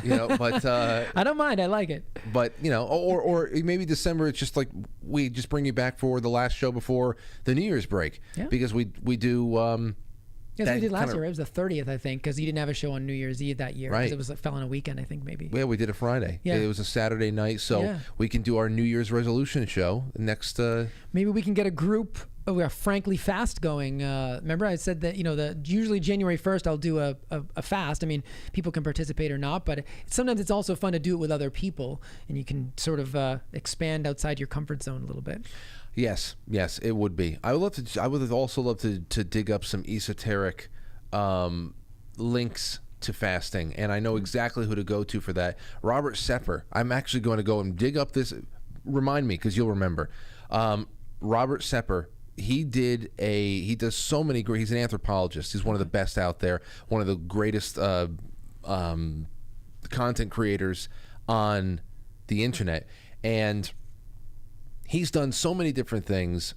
Ancient tech, he debunks a lot of things. He talks about wonderful ancient civilizations and whatnot. But the one thing he does go into is some esoteric beliefs, systems, and he did fasting in particular. how fasting was used religiously and the theories behind it, and he goes through all different types of old cultures and how it came up. So I would love to do a breakdown of that with you one night too. Yeah, that would be really fun. Sounds great. Yeah, especially like one of those kind of dead of winter, let's find something cool to talk about night. Yeah, absolutely, man. All right, so let's go. Thank you again, Cave Toad, and so many others. I'm gonna check back around at some point at the end. Let's see. A lot of super chats. I know we got a lot. People just want they want to pick your brain. Yeah. Citizen Chuck says, "Evening, gents. Great show. Happy Thanksgiving. All my best to you." Is Jay familiar with something called poly-MVA as a cancer treatment? What's poly-MVA? You ever hear that? Maybe I'm just not familiar with the abbreviation. I've never heard of it. Chuck, if you have anything, thank you so much for the super chat. If you have any kind of link you can send me, I can pass it along to Jay, and he's very studious. So I'm sure that he would have something dug up for you next time we're around each other. It's a lipoic acid mineral complex. Interesting. So first time you're hearing of this. Yeah. But I know lipoic acid is a critical part of energy production, which makes sense. So if they're approaching cancer as a metabolic disease, then anything that has lipoic acid would be helpful. So I'll look into it more. But yeah. Okay. Very cool. Thank you for that, Chuck. Great to have you on and great to have you here. All right. So we have before we get bogged down by more super chats, we'll just clean up when we come back around. Holiday tips. Just particular to tomorrow. A lot of people are going to eat a little bit more than usual. So I guess what would you say is the best kind of guideline someone can go into for the before, the during, and the after feasting? I have to imagine it's similar to your barbecue guidelines. Turkey and protein first? Right. Always start with protein because it just tends to fill us up the most. It's the most, and also has the highest thermic effect of food. So requires more energy to actually break it down. So you get a win-win there. Yeah, so I mean, just, when you look at your plate, just fill it up with as much protein as you feel comfortable with, and don't be afraid to go back for more protein. What it'll usually mean is that you can still celebrate the holidays and try all the other things, but you'll just have less room for it, which is what you want. Because let's face it, the protein and the meat, whether it's ham, turkey, beef, roast, whatever it is going to be more beneficial than a cruller, or whatever dessert you're having, as delicious as the desserts are. The yams and the marshmallows. Yeah, I mean, and yams are fine too, but you just want to sort of like create that environment where the protein kind of carries you through and everything else is just this beautiful little garnish, and you get the taste, and it's just, it's fantastic. And, we just talked so much about fasting. I use fasting on the holidays. I don't know if I necessarily would recommend it for someone to start there because, it might be challenging, and then you might find out that when you've fasted now, all of a sudden you want to gorge yourself on a bunch of food. So I would say if you're going to experiment with fasting, I would do it leading up to holidays to understand how you're going to respond. If you've never fasted before, I don't know if you want to be like, I'm just going to do a 24-hour fast and then have Thanksgiving. I mean, I don't even know, you might not fare too well, right, even digestively. So I would say if you don't have any experience with fasting, maybe that's not the number one thing. But I will give you my number one holiday tip, and I have 3 papers on this. But this is the coolest thing, Frank, because it is, again, free. It is simple. So, walking, right? I know. We are at the point now where I think we have passed a convenience society. We are now in ultra convenience society where you don't even have to get off your lazy boy to get food, to get, anything can be delivered to your Amazon. Your drones are dropping off your packages. Your Uber Eats are bringing your food. If you live with somebody else, maybe they can answer the door. I mean, there's like literally no reason to get out of your recliner anymore. But this amazing little paper in 2013 in Diabetes Care was a randomized controlled trial of inactive older adults. So this one is specifically for older adults over 60. With a fasting blood glucose of between 105 and 125. And they just tested. They wanted to see which was better for blood sugar control. One long walk of 45 minutes or one 15-minute walk after each meal of the day. So you're just separating your walking.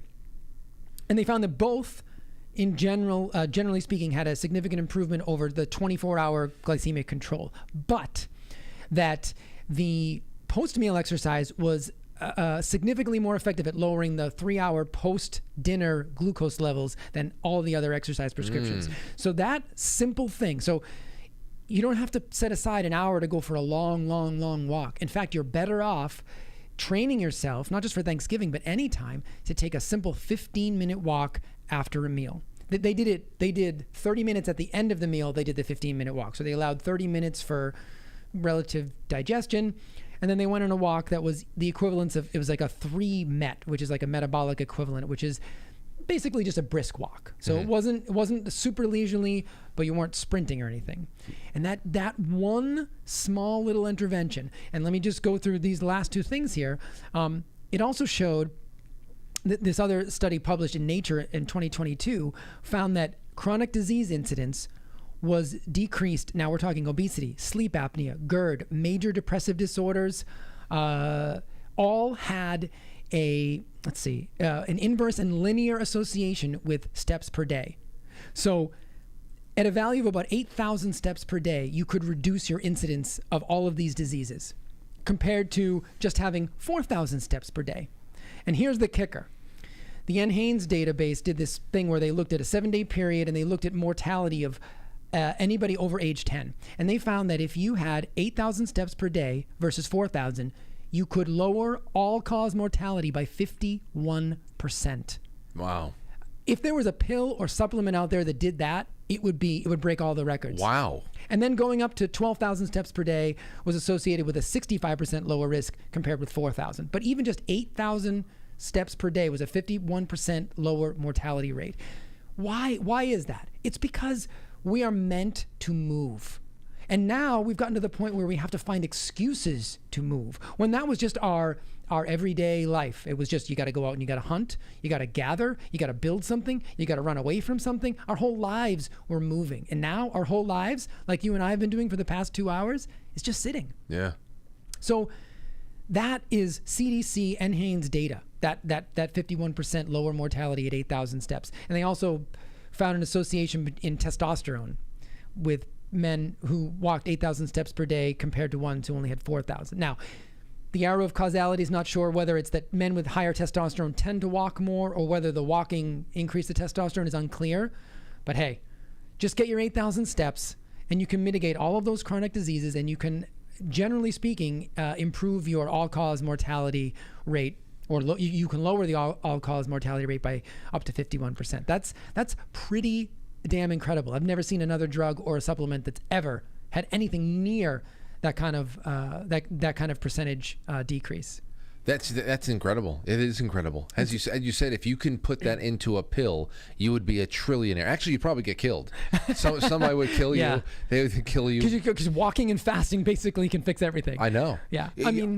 Wow. But it tells you, again, Frank, the bigger picture there is what? Is that we have gone so far away from the foods that we are supposed to eat, the way we are supposed to eat them, meaning a feast and a fast state, and moving. We have gotten our lifestyles. I say all the time, humans have become indoor cats. And that's why we don't live as long. That's why we have chronic disease. We now have to find excuses to do things and to move. And that's fine if that's what you have to do. Put on your favorite podcast. I used to do this with clients at the hospital. I used to say, pick a podcast that you really want to listen to or an album you really want to listen to, but don't allow yourself to listen to it unless you're outside for a walk. So if you're in an episode and you're really liking it, you got to go out for a walk to listen to it. That's something at least to get people outside and moving and getting fresh air. And there's probably a whole bunch of reasons those steps matter. But for this, it reminded me, and I had to go get this video up. It's a 3-minute video. It's one of my favorite fitness content producers on the internet. His name is Kyle. I think Boges. His name Boges. K Boges, and it very simple, concise, no pretentiousness at all about that he is obviously an intermittent faster, but he talks a lot more so scientifically about the body, calisthenics, all that. And I loved his dropping in these little tiny videos. They're all like 3 minutes or less. Here's one he did a couple of months ago. This was 4 months ago. And he said, do this for your health and aesthetics. And it was about walking. So I'm going to play. It's only 3 minutes. I'm going to play a couple minutes. We can stop and talk about it. Here it is. Okay, a recurring theme on this channel is that the simple things, the fundamentals, while not flashy, are actually the things that we can leverage for some of the biggest changes in terms of our health, our fitness, and our aesthetics. So if you're enjoying the content, please like and subscribe. Visit the website for courses, consultations, custom programs, and free programs, and join the free community to learn more about calisthenics. Okay, so for most of our history, walking has been the primary means of getting from one place to another. But it was more than just that. So it provided our ancestors with such a distinct survival advantage that it shaped the course of human development. It freed up our hands for making tools, which allowed us to acquire better food and more resources, which ultimately allowed for our brains to develop better capabilities. So our capacity to walk is etched into our DNA.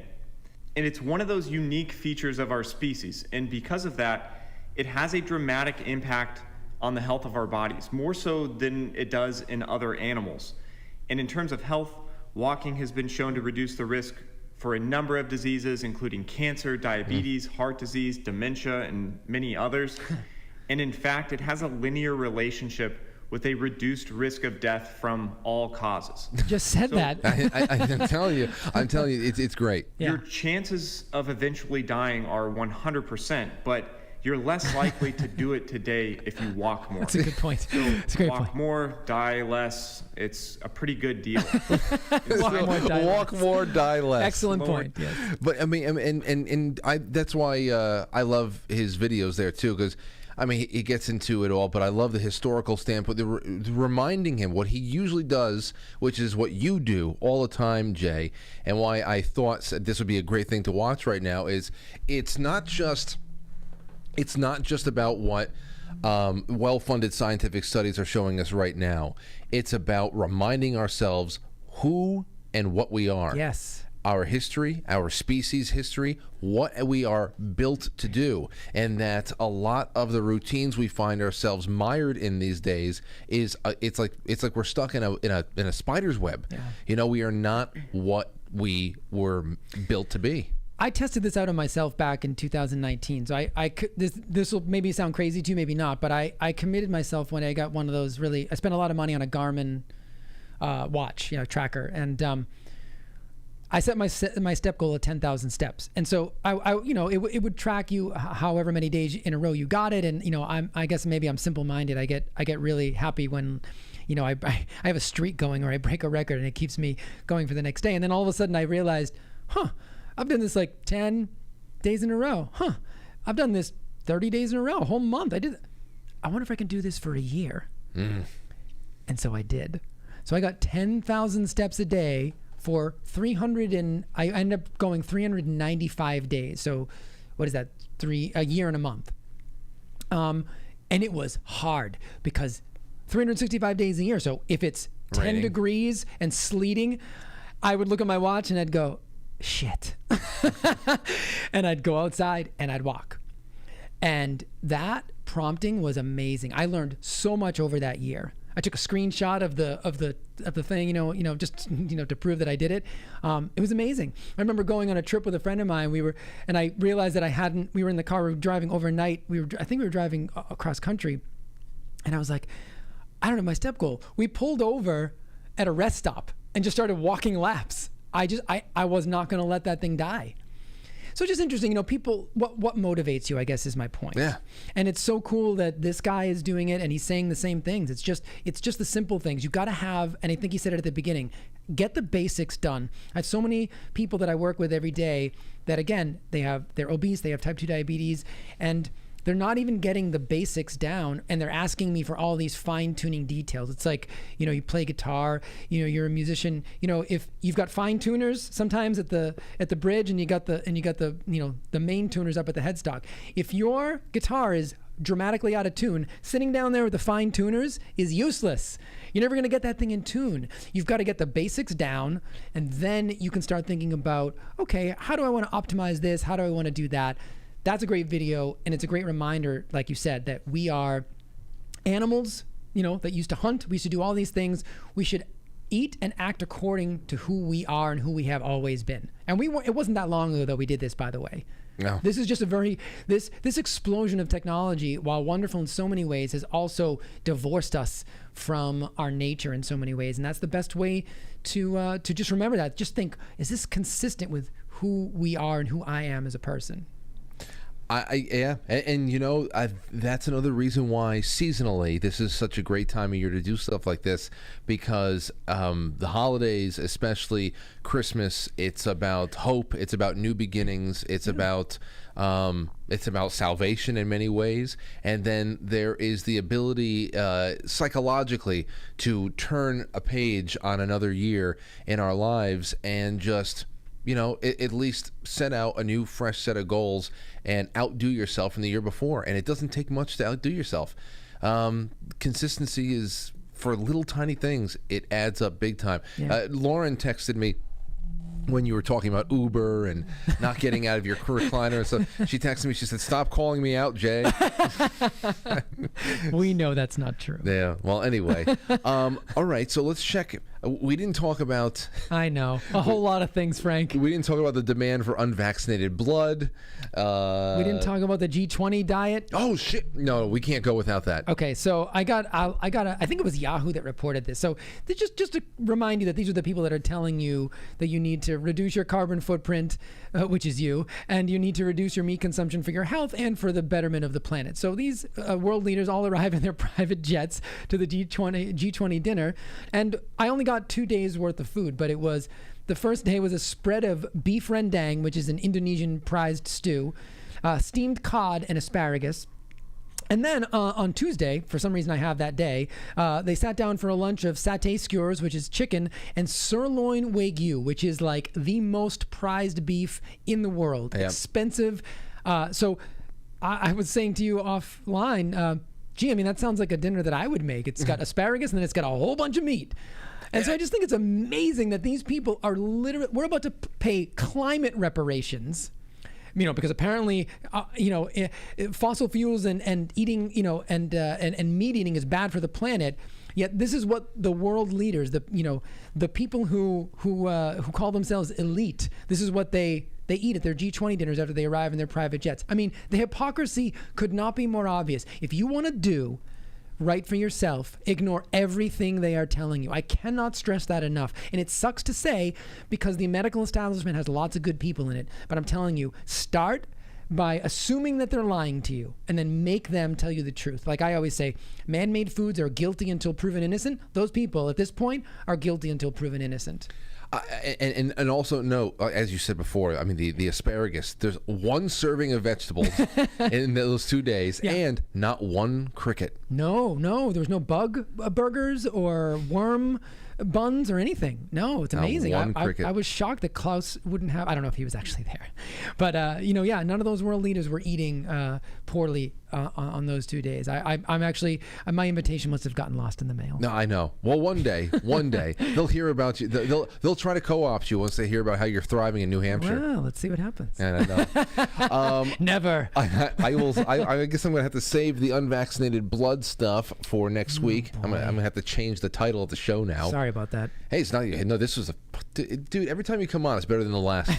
So this is great. Well, you know what? If we're gonna do before the end of the year, we'll save all the flu shot stuff for that point too. Yes. Because I have a lot of stuff on that.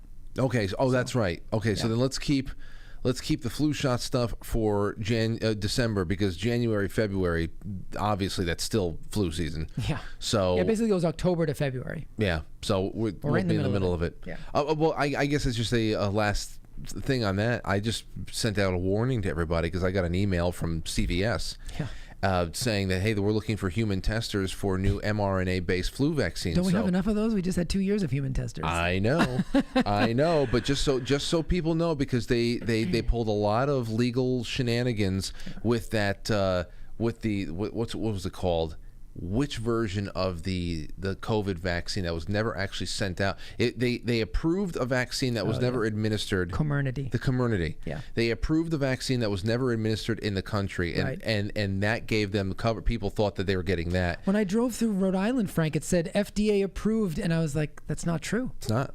I mean, these are billboards presumably operated by the state. They're lying to people. Federal court rebuffed the Pentagon for even lying about that, for conflating one with the other. So they are obviously 100% comfortable with lying to us.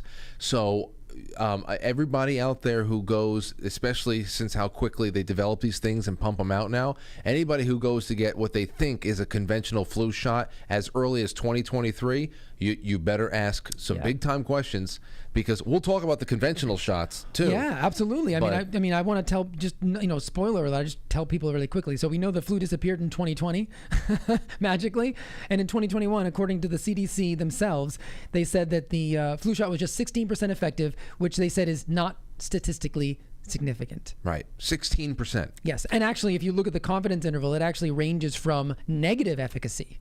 So in some people, they actually had a better chance of getting the flu by getting the flu shot. Just want to put that out there. That's a little teaser for December, because this data is alarming. Okay, wonderful. So there you have it.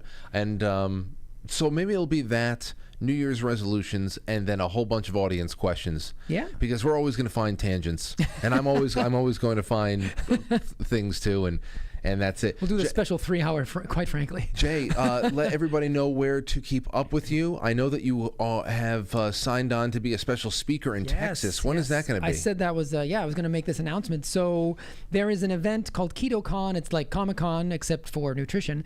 And it's not just ketogenic diets. It's actually, there's going to be, when I was here a few times ago, I was talking about a book I was reading about the heart not being a pump, and about the fourth phase of water. And this amazing doctor wrote it, and it was a great book, and he's going to be speaking there. And so there's going to be lots of people, and I feel extremely honored to be considered in that class. They called me up, and they interviewed me, and they asked me if I would come speak.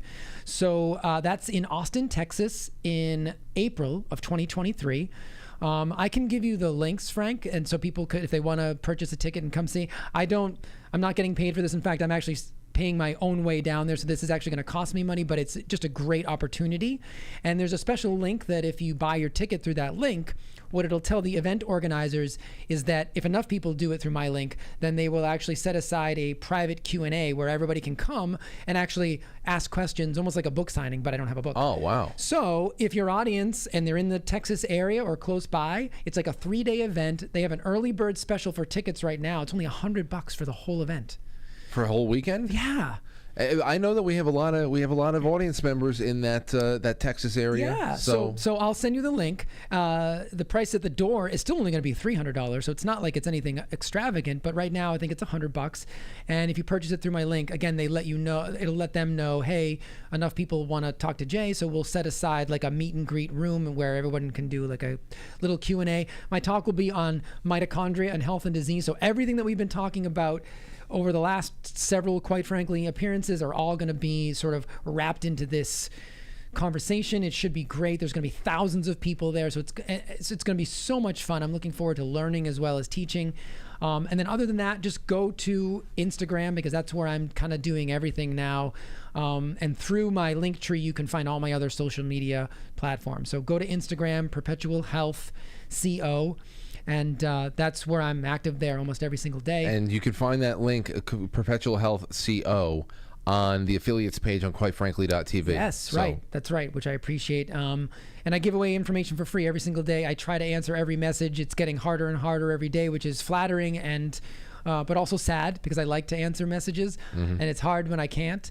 I sometimes lose sleep at night when I know that someone sent a message that I might have gotten lost or I can't get to right away, especially because people tend to pour their hearts out through instant messages. And so just bear with me. I try to go back and recycle and get back to them. But yeah, follow me there.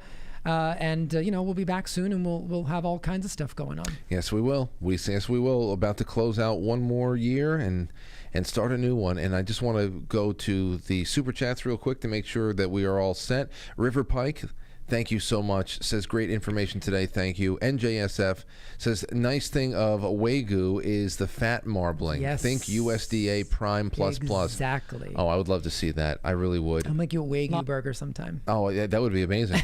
That really would be amazing. I can't wait until Aurora can appreciate a nice steak. Oh, soon. Yeah, very soon. And it's Wednesday night, ladies and gentlemen, so that means I'm pretty sure we have some Quite Frankly TV after hours programming on quitefrankly.tv. So if you're on the Foxhole, stick around. If you're not there yet, go ahead and jump on in. We're great. Rumble, thank you so much everybody on Rumble. Thank you everybody on Rockfin, on to the Quite Frankly superchat.com. I have, what is this? Where are we? Oh, here we go. Albert Frederick. Jay, you are cool as shit. I could talk to you for hours. I think I may come out to one of your retreat things to do that. I'm so happy that Frank and you found each other. Happy Thanksgiving, guys. All the cool kids hang out on Twitch. Just saying. That's awesome. You better be there. Looking forward to meeting you in person. Yeah, that's it. Carlos Carreras says, I was on 13 different prescriptions taken daily for depression, anxiety, cholesterol, prostate, half for treating side effects of the first half. Polypharmacy. Yeah, half of them were treating the side effects of the first half. January 2020, I stopped all of them. I replaced with supplements, changed the diet, no vax jab. I haven't even had a cold almost 3 years. Adding to prior chat, nor have I been depressed or anxious. I love Jay Gulinello. Awesome. He's inspiring me to implement some of his work. Looking forward to 2023. You guys are the best. Thanks, Frank, for the awesome programming. Man, that is so cool. That is so cool. It's a great thing. I love being a part of this. Whew. Just to have the conversation. I'm learning a lot too. Everybody, a peaceful Thanksgiving for you, no matter what your situation is. And I will be back on Friday to see how you're all doing. Just have some alone time, have some quiet time. Just be at peace. Watch some good old films. Watch something nice and classic, and have a good time and eat well. Right? I'll see you guys soon. Jay, thank you again for everything. Happy Thanksgiving, Frank. All right, happy Thanksgiving. All right, so that's it. And I'll be walking out the door soon, but go over to quitefrankly.tv. Ladies and gentlemen, there is more than enough to keep you nice and distracted. I'll catch you on the flip side.